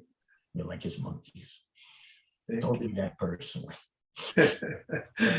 Yeah, we are your children, so we're little monkeys. So I'd like to now introduce His Grace Siddhanta Prabhu. First came in contact with Srila Prabhupada's teachings in ISKCON and ISKCON in 1970, when he worked as a film editor in Dallas, Texas. He was initiated as Srila Prabhupada's disciple in 1974 in Denver, Colorado, and served there as a Sankirtan party leader, Bhakti leader, and university and high school lecturer. In 1978, he moved to Los Angeles, California, and became the co-producer and editor for ISKCON Television, producing such classics as the Acharya series, the Ramayana, Krishna puppet shows, and the notable documentaries Coming Back, Reincarnation in America, Healthy, Wealthy, and Wise, and Cooking with Kurma. For the last 31 years, he has been going around the world collecting oral histories from Srila Prabhupada's direct disciples about their time with his divine grace and the lessons they learned while in his association. This project is known as Memories, Anecdotes of a Modern Day Saint, as seen on 87 videos totaling over 1,300 hours of Prabhupada. That's where it stops. Thank you so very much, Siddhanta Prabhu. Please enlighten us. Haribol, thank you for inviting me for this auspicious event. It inspires me to meditate on the Vaishnavas, in this case, Tamal Krishna Goswami, who I didn't have a lot of personal association with, although I was able to edit all of his videos that we filmed in Fiji. The Sringananda took our camera there and filmed Tamal Krishna Goswami and the lecture series called God's, Gods, Demigods, Incarnations. And Incarnations, God, Demigods, and Incarnations. Thank you. Yeah. And what I remember from that series was how succinct and clear and totally understandable from every aspect of the philosophy, and no matter what level the audience was or is, to understand the difference between the demigods and the incarnations of Krishna. And his philosophy was so clear that it was a great preaching tool. And getting rid of the, Prabhupada came here to get rid of the impersonalist philosophy that we grew up with, and it's still prevalent in the world today. But that lecture series was very strong and convincing to anyone who would listen to it, to understand the principle that God is a person. So it's very clear. I forget how many series, how many lectures there were in that series, but maybe 5 or 6, but they were all very succinct and very clear. So that's when I knew that Tamal Krishna Goswami was empowered by Prabhupada and Krishna to preach Prabhupada's message and his mission to get rid of the impersonalist philosophy that prevailed and was prevalent on the planet and still is. So so he will live forever in those videos, and those preaching lessons can be, seen and heard at any time, even though he's physically not on the planet. I first saw Tamal Krishna Goswami, I believe, in Denver when I was there, and he came with the Radha Damodar party with Vishnu John Maharaj, and many devotees came. Brahmananda was there, Satsvarup was there. And I was on several morning walks with Srila Prabhupada on that whole week he was there, but I don't remember seeing Tamal at that time. So I think that he must have been out distributing books. That's what he was engaged in. And so that's probably why I didn't see him at that time around the temple or on the morning walks. But I can understand from, first of all, he was, to me, very kind by letting us do the videos, and he appreciated the video shooting and the editing and was not critical.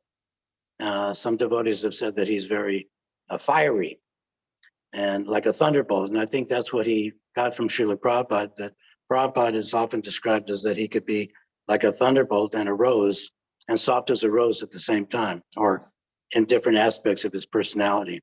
So obviously Tamal had that ability to take on the thunderbolt aspect, although I didn't receive that. But when I interviewed him 4 or 5 times, I could certainly understand the soft as a rose aspect of Tamal Krishna Goswami, because then, and we'll be seeing very shortly here, one of the interviews that I conducted with him, where you can see his nature, and his nature was soft as a rose, and his laughter was affable, and he was and his smile was very infectious. And that's the inner nature of his heart, was that he was soft as a rose.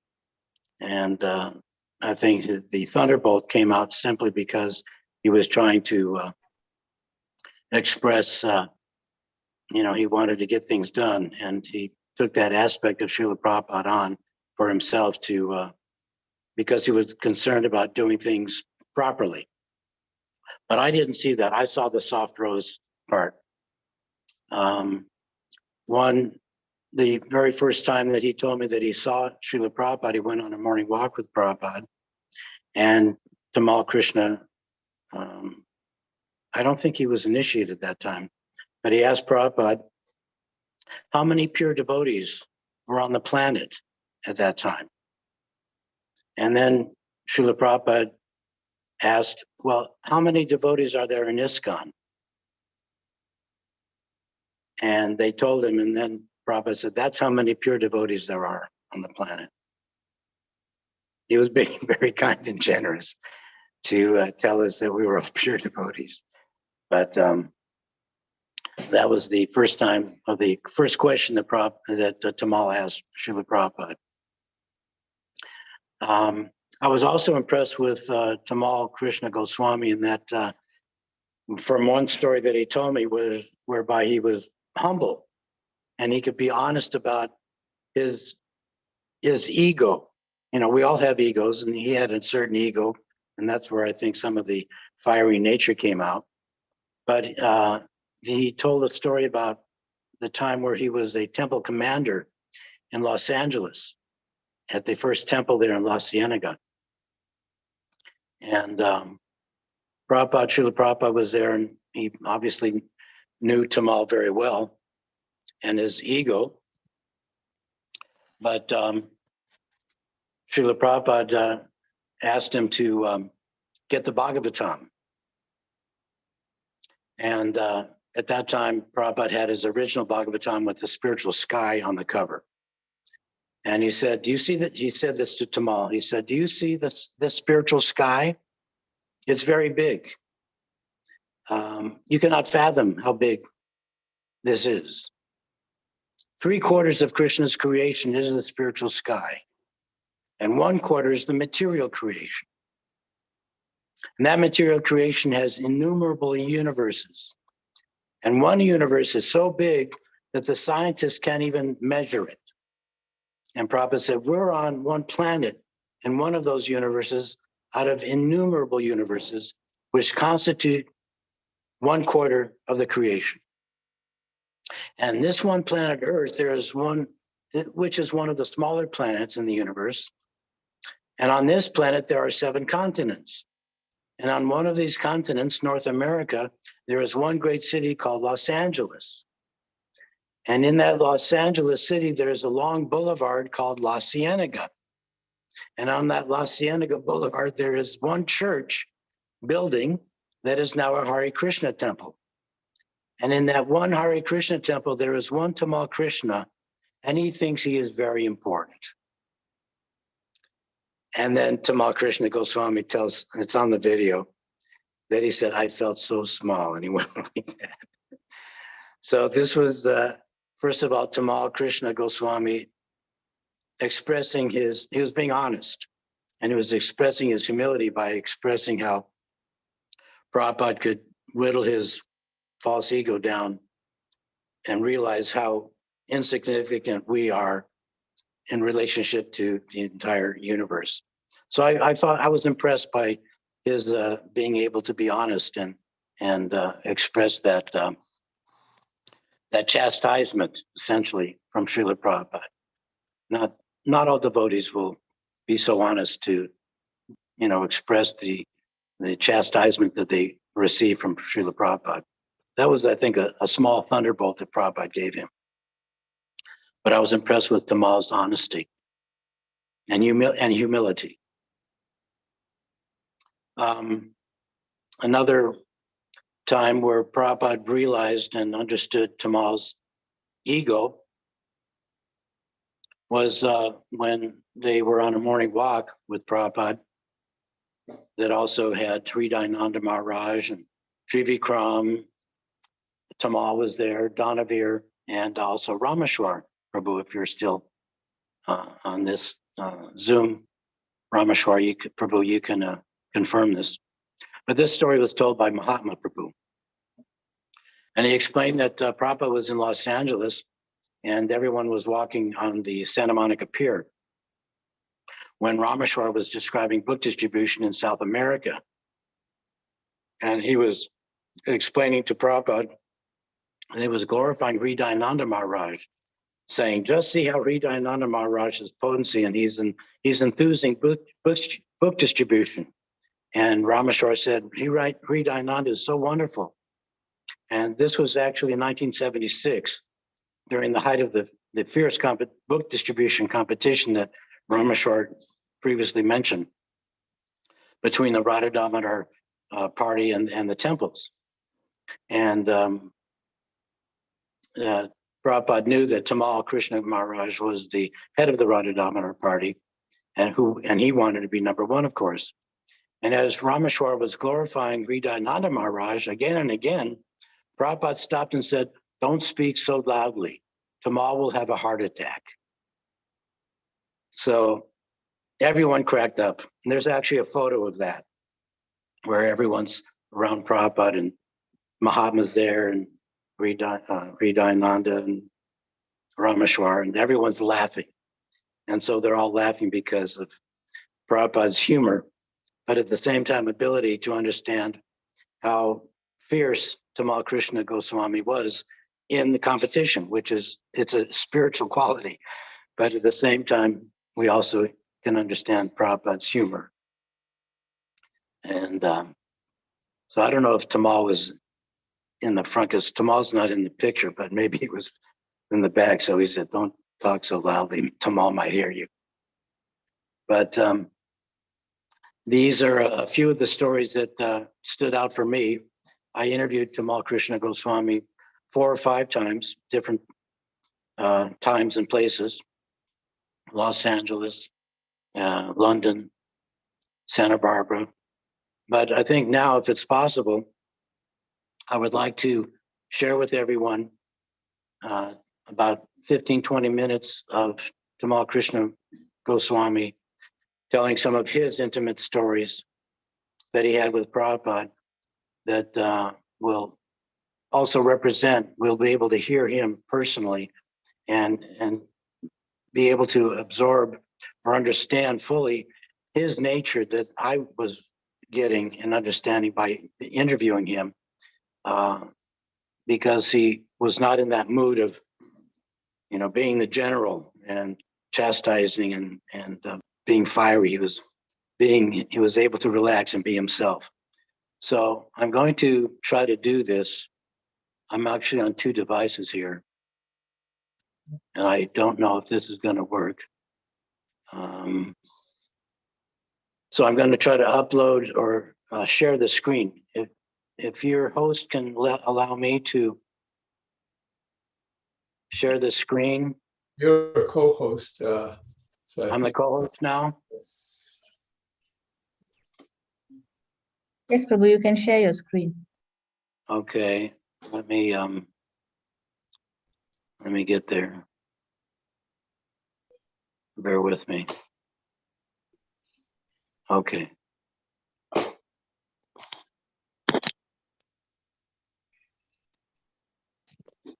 Okay. I'm going to have to shut off this device here. Okay.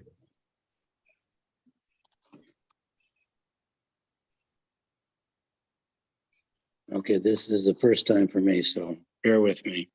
Yeah.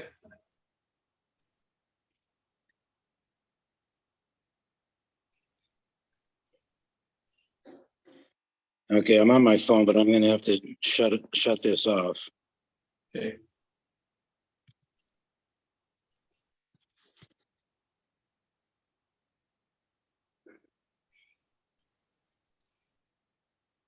I'm really a rookie at this. Siddhartha Prabhu, do you think Nitya Kishori could share her screen? She has your link, the video. Can play it. See what's this is the I want to share it. Okay, hold on a sec. Maybe this will work here.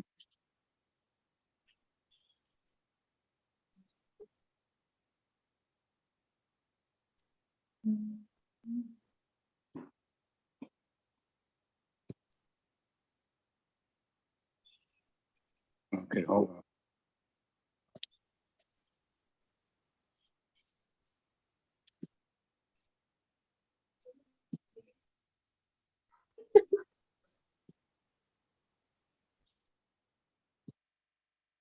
Okay.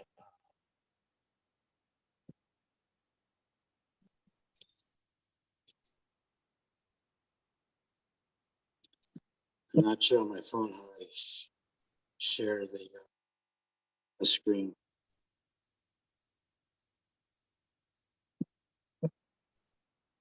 Oh, here we go.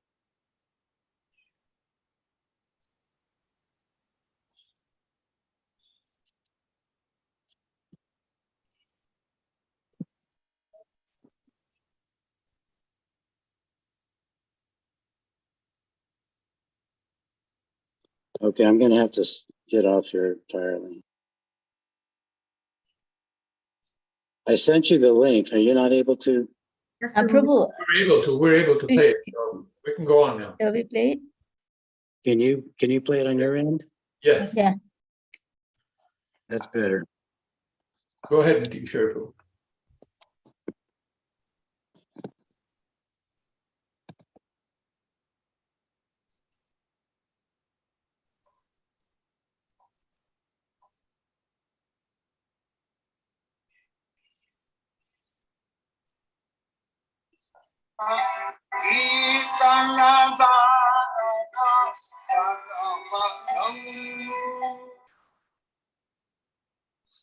One time we were driving from outside of the mine, and Gargamuni was driving. Now he's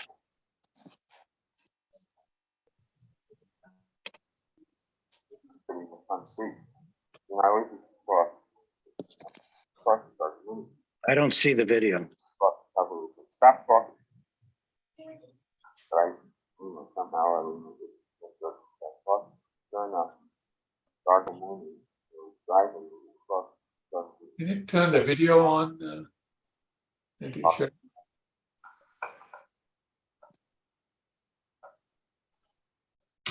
I started it. I guess things are slow on this side. Okay, the video is not Let me restart it. Okay. Sorry, something is done.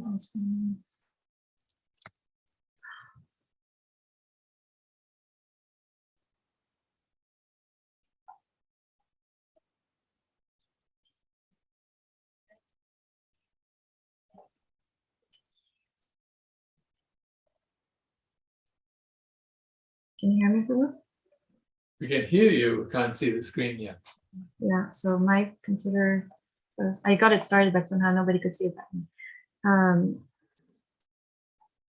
Shaibe, do you want to just go ahead and do that? So we don't have to wait.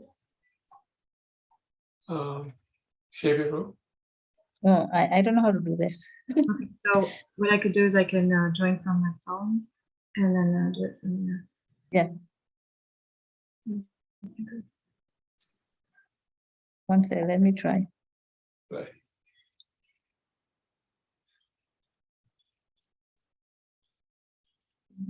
Prabhu.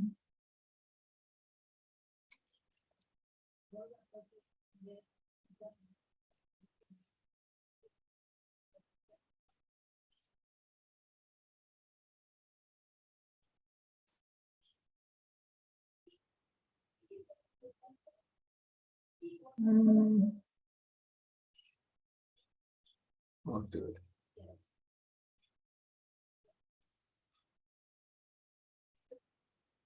can you see?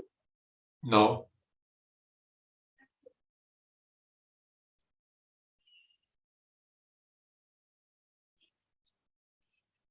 I can do it from my phone, I think. Oh, you got it. Right. Can you see my screen? Yes, now we can Yes. see it. Turn it on. Oh, okay.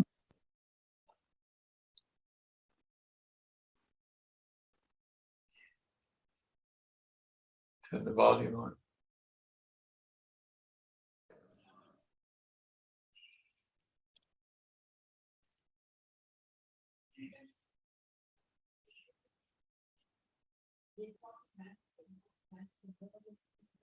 The volume is not on for some reason.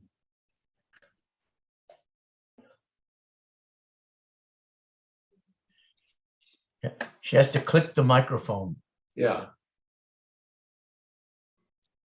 There's a Just- microphone there. Yeah, just before the time is the microphone.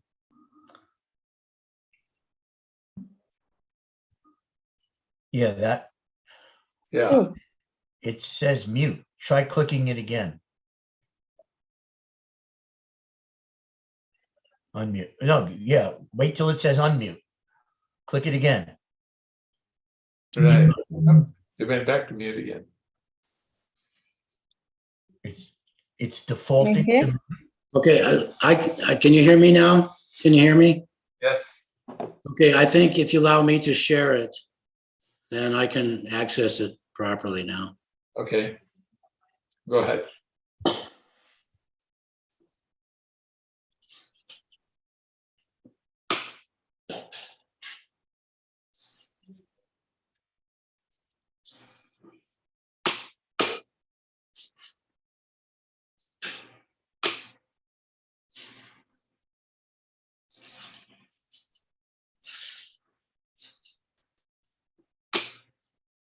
Can you see it?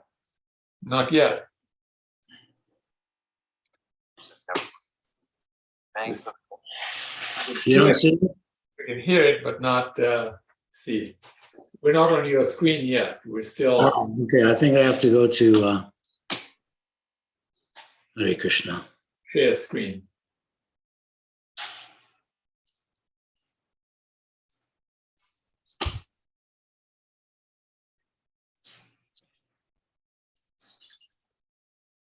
Okay.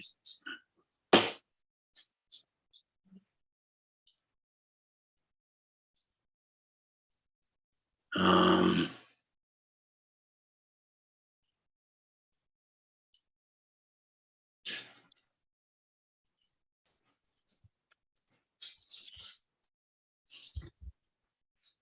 I don't see the option to share screen.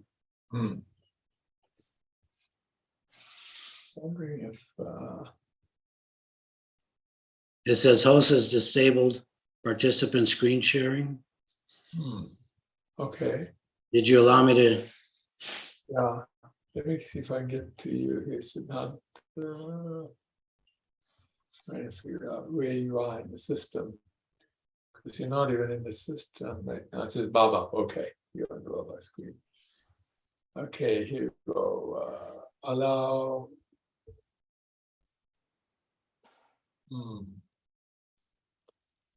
Allow to record local files. Allow. Prabhu, you're a co-host now, Prabhu. I'm hosting now? You're a co-host, but does it allow him to put on the screen? Oh, here we go.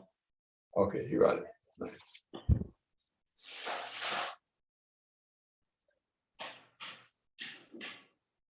Your screen sharing has started. Okay, it's buffering here. Oh, shoot. Okay, why is that? Ah, yes. Now your screen's come on.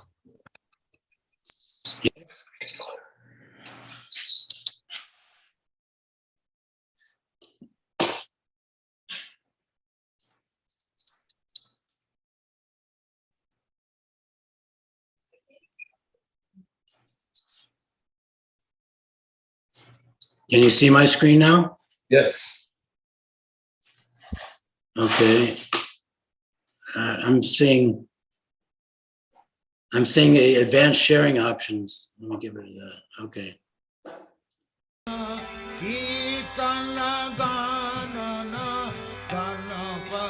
Can you see it? Yes. Now it's coming up. One time we were driving from Calcutta to Mayapur, It's working. and Gargamuni was driving, and I was sitting in the front seat. And, you know, I always used to talk. I talk with Gargamuni. We're friends, so I talk, and Prabhupada would say, "Stop talking." But anyway, somehow or other, you know, just inadvertently start talking, and sure enough, Gargamuni, you know, was driving, and he was talking, and he hit a farmer while he was driving, and you know, the guy went down on his bicycle, and that was it. And immediately, you know, Gargamuni stopped the car, backed up, and all the farmers ran over and stuck their picks right against the tires, and they started screaming. So Prabhupada was right at leaning out the window and looking at the guy, and he started talking to one of the farmers. And then after about 10 minutes, Prabhupada said, "Give him 5 rupees." You know, I reached and I gave him 5 rupees, and he said, "Drive." And they took the picks away, and we drove away. We looked back, the guy was still. Prabhupada was an expert. You know, of course, I didn't talk after that. I didn't say a word after that. First and second canto Bhagavatams especially Prabhupada wanted. Bhagavad Gita and first and second canto Bhagavatams. He liked the book distribution we were doing. At one point I was complaining to Prabhupada that they're not printing. We were distributing so many books at the Radha Party. I said, "Prabhupada, they can't keep up with our distribution. They must." He said, "All right, don't worry." They were doing 20,000 at a time. He said, "I will instruct them to print 50,000. He said, "But one thing is that although they can't keep up with you, you can't keep up with me, because I'm 3 cantos ahead or 2 cantos ahead of you both." He said, "So I'm ahead of both of you." He got into the competitive mood. Yeah, regarding Mayavadis, there's an indirect Mayavadi meeting between a very famous person, a famous yogi who used to teach people how to meditate. He's well known. I won't even mention his name because Prabhupada said don't. Anyway, he has a big ashram in Rishikesh. So, when we went to Rishikesh, Prabhupada's arrival there was quite a big event because, you know, Rishikesh is the home of the Mayavadis. So, as it turned out, many of the teachers of this famous yogi all came to talk to Prabhupada and to start coming to Prabhupada's darshans. And Prabhupada's darshans were brilliant. I mean, I don't know how Prabhupada did it because he was really ill, but they were brilliant. And gradually, I think this, you know, yogi became very, very concerned that all of his teachers were coming to Prabhupada. So one of them finally came with a message that, Swamiji, you are very ill, so you should take rest and not exert yourself in this way, or you will not be able to easily recover. And Prabhupada was so pleased with that. He said he has indirectly admitted his defeat. Another time we went to Bhaktivinoda Thakur's birthplace because Prabhupada was trying to negotiate to get that birthplace, and the horn failed. And Prabhupada had us take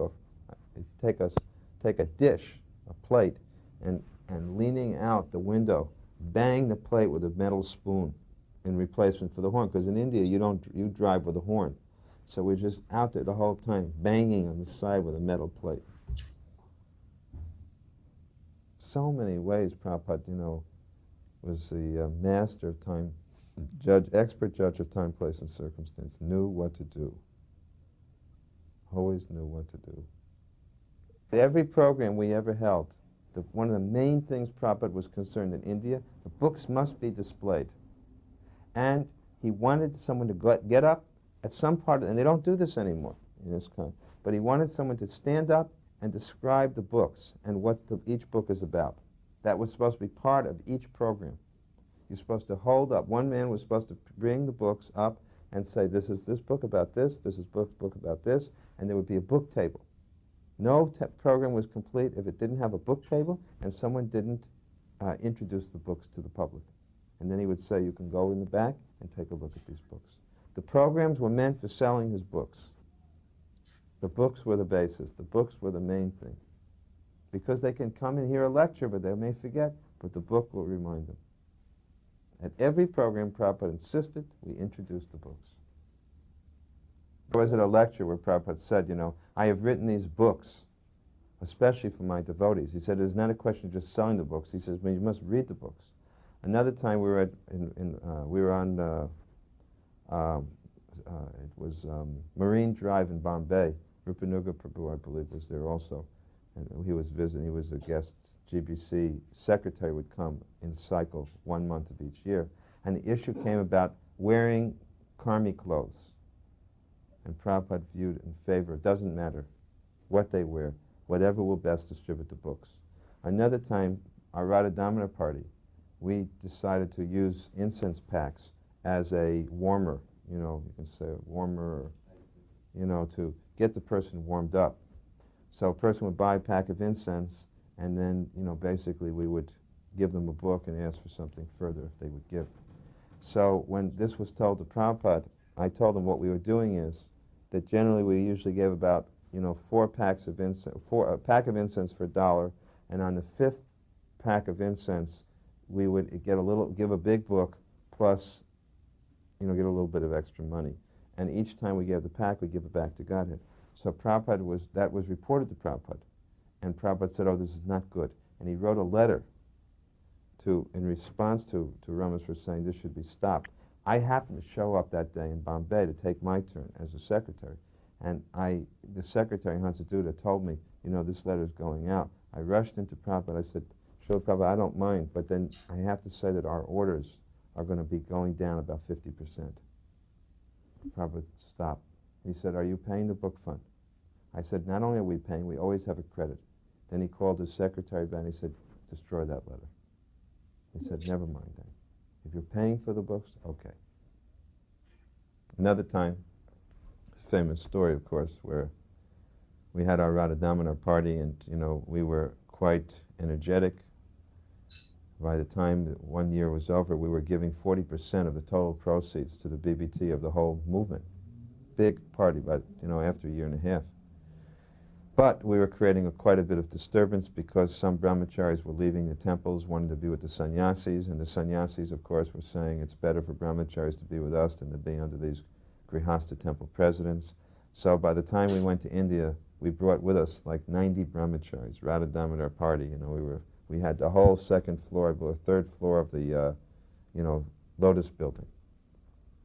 And we were riding the crest wave of success. You know, we had just given, I mean, it was huge. I remember the Christmas marathon was so competitive.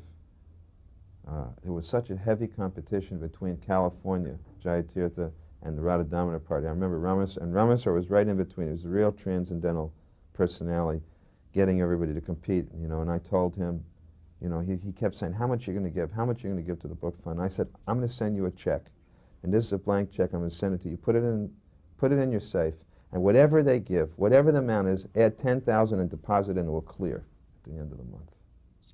And that was my challenge. I was very determined we're going to defeat them. So we gave, at the end, by the end, we gave $195,000 to the book fund. $195,000. This was 1975 marathon, Christmas marathon. $195,000 to the book fund. One party. $190,000. We did $250,000 back to Godhead, 60,000 big books. It was a massive thing. So, but, you know, it just, people were getting so agitated. So when they came, all the temple presidents complained to Prabhupada. And, you know, I was sitting in the room, and Prabhupada was just looking at me. Then everybody left, and I just kept sitting there. I knew I better just keep sitting here, because I thought I better talk to Prabhupada alone. And Prabhupada just looked at me, and I said, oh. I said, I don't know what to do. I said, maybe I should just, you know, go to China or something. You know, it was like, I'll go to the moon. I just said like that. Anyway, I walked out. The next morning, right in the middle of Arti, someone tapped me, you know, and I went up to my room. Trivikram came in. Trivikram walked in the room. As soon as I saw Trivikram, it was either Trivikram or Haristar, I forget. Maybe it was Haristar. I said, I'm not going. I'm not going. He said, how do you know what's going on? I said, I'm not going.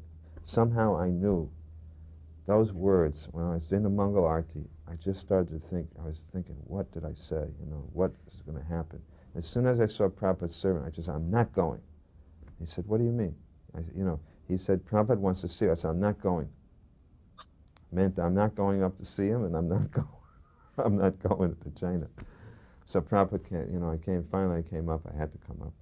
And I was sitting there, and I think Guru Kripa and Madhavisa were behind me. And Prabhupada was he had just gone to the bathroom. First he said, I want you to go to China. I said, China? I said, Prabhupada, the Radha Damodar party. I said, I have to be there. He said, no, I want you to go to China. And he walked out to go to the bathroom, brush his teeth and freshen up for his walk. And he came back and sort of putting on tilak, he had his tilak, Prabhupada would have the tilak mirror. And he said, I want you to go to China. And I said, but I started to give excuses that if I go to China, what's going to happen to the party? Prabhupada says, don't worry about the party. And his bottom lip started to quiver. He was shaking his hand. He said, don't worry about the party. I said, but this is a very important service. Prabhupada said, he said, I take that service away from you. You have no other service to do now. Either you go to China, or you sit in Mayapur and chant Hare Krishna. There's nothing else for you to do. So Guru Kripa was sitting behind. He said, I'll go to China. Prabhupada said, no, he must go to China. So I was sitting there going, oh. Then suddenly I realized, wait a moment. All of the Radha Damodar party, everything is really meant for Prabhupada's pleasure. And if by going to China, Prabhupada will be pleased, my life is made. So immediately I just looked at Prabhupada and said, okay, I'm ready to go. And Prabhupada just beamed. Then we went upstairs because Prabhupada would walk on the roof, around and around, and he announced, Tamal Krishna Maharaj is going to China. I know everybody went, Jai Haribo! And Prabhupada turned this heavy situation, into like a glorious act. So he was so expert. And he never really said too much about the whole thing. He never said to me, people are complaining about you, this or that. He found a way to correct an entire situation and open up something wonderful for Krishna. He found a way to turn what appeared to be a very negative situation into a very positive event. We had a tent. We had a tent city there. And Prabhupada had paid 8,000 rupees through Sagar. Madhavisa, I believe, went with this guy, Sagar Maharaj, who was a Gaudiya Math sannyasi. Actually, he had been rejected by the Gaudiya Math, but we didn't know it. And he told Prabhupada, he came one day, and he said, I can arrange it to Kumbh Mela. So I think Prabhupada sent Madhavisa with him. Anyway, they paid 8,000 rupees to rent the tents and everything, and we all set up, and we had a fantastic Mela, Kumbh Mela. Then everybody left to go to Gorakhpur, and they were all waiting at the train, and the only persons left at the campsite were Prabhupada and myself. We were going to go at the end in a rickshaw to the train. So what happened was that this Sagar Maharaj cheated us and cheated the tent wallas. He didn't pay them the full price. So these huge guys, Sikhs, huge guys came in, and they demanded from Prabhupada, that he pay them the balance. And I was scared stiff. These guys were 6 foot something, 200 plus pounds, and little Prabhupada's frail personality. It was 1971. He was very strong, but still frail. Prabhupada couldn't have been more than 5 foot 6 inches high, and I wasn't much more than that. And these guys were bearing down on Prabhupada, and Prabhupada said, no, we have given you the money, and we will not give any more money. And he was on and on talking with them all. And he said, no, no, and they were yelling and yelling, and I didn't know what was going to happen. And finally Prabhupada said, he just got up, he took his chadar, threw his chadar up, and he said, let us go immediately. And he walked out, and they started following him, screaming. Prabhupada called a rickshaw, got in the rickshaw and said, go to the train station. And we just drove off. And Prabhupada could be very strong with this. When Prabhupada struck that deal for Back to Godhead orders, so then they served us prasadam. And I asked Prabhupada at that time, is there any, can you give any special instruction on how to take prasadam? Prabhupada said, when taking prasadam, there are no rules. It is a matter of personal taste. I always remember this whenever I take prasadam with my godbrother Hridayananda Maharaj, because he and I have, of course now we have the same prasadam taste, but for a while he was a special prasadam addict of certain types of prasadam, and I always remembered Prabhupada said, it is a matter of personal taste. Yeah, Prabhupada gave me some instruction. It's interesting. At the very final pastimes, 1977 in Rishikesh, Prabhupada again decided that he would teach us how to cook. I don't know why it was, but we were all men there. Myself, Bhakti Maharaj, Yadubar, and Prabhupada decided he was going to teach us how to cook prasadam. And again, he taught me how to roll chapatis at that time. And he taught us how to cook one preparation, Badi Chachari, which is a Bengali prep. Prabhupada said, the way you cook this prep is you use all mustard oil. You cut up the portals and potatoes and chilies and put them in mustard oil. Drown them in the mustard oil and then put on a very strong flame and cook them until they burn. He said, when you see it smoking and the sound comes out, fut, fut, fut, fut, fut, fut, that sound, bubbling sound, so then you know it is done. So when we went to Rishikesh, I was talking to my dad, don't throw me under the bus about a conversation. Took it and then he immediately corrected him. He complained that day. He said it is no good, and Bhakti Maharaj was very downcast, of course. He said, he apologized that I used too much oil. I said, no, you have not used too much oil. You did not use enough chilies. The problem is never too much oil. The problem is not enough chilies. So he wanted that there should be more chilies. One time we were driving to Bombay. We were staying, this is before we ever had a temple in Bombay, really early, 1970, maybe November. And we were driving, and it was in the middle of a traffic jam. It was just going to that program of Sumati Maharaj's at Scindia House. And we went into a traffic jam, and it was horrendous fumes, In those days, there was no air-conditioned cars there, anything. Horrible. And Prabhupada got sick to his stomach. When we came back, Prabhupada lay down, and he told me that, we thought he was going to die. We thought he was going to leave his body. And we were just so fearful, and Prabhupada was he was almost unconscious. And finally Prabhupada said, bring me some rose water. So we brought him and poured him some rose water, mixed it in water, and Prabhupada drank it.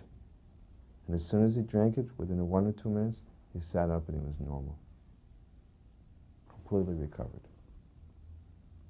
I remember in Prabhupada's final days, it was so, Pishima, she always used to keep Ganga Jal because she considered herself so contaminated that wherever she would sit, when she would get up, she would sprinkle some Ganga Jal.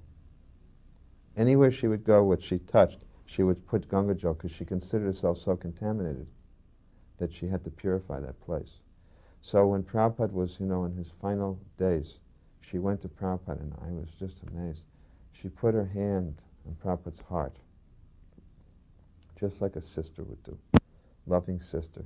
She put her hand on Prabhupada, and she was crying, and she put her hand on Prabhupada's heart, and she started to chant in the Shringa mantras for protecting Prabhupada. It was so touching. And then one day, Prabhupada said, just before this, Prabhupada said, that she wants to cook for me. So I said, what will she cook? And he said, whatever she cooks, let her cook and serve it to me. So Kirtananda Maharaj was there, and he was like, the senior person. He said, Prabhupada, you cannot eat what she cooks. She's going to cook everything in mustard oil.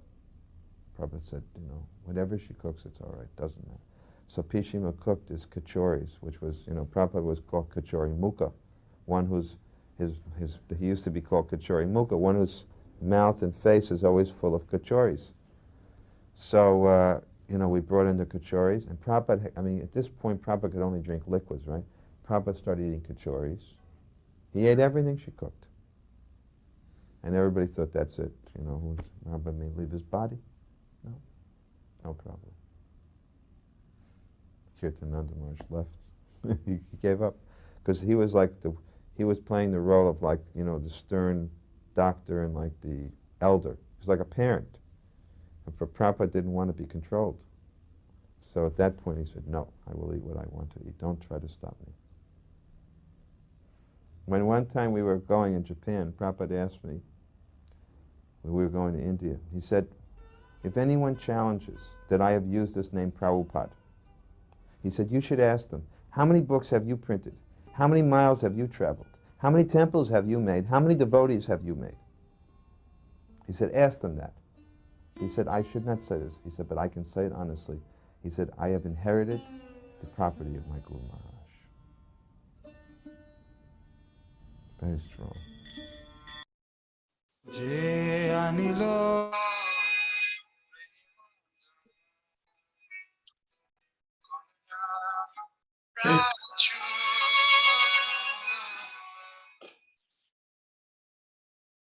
Jai. Thank you, Siddhanta Prabhu. So sorry for the technical difficulties in getting it started, but, That's right. but we can see the wonderful nature and the loving kindness that he has to share his memories of Prabhupada and the love and attachment he had for Prabhupada. It's exemplary. Yes. So anyway, thank you for allowing me to share that with you.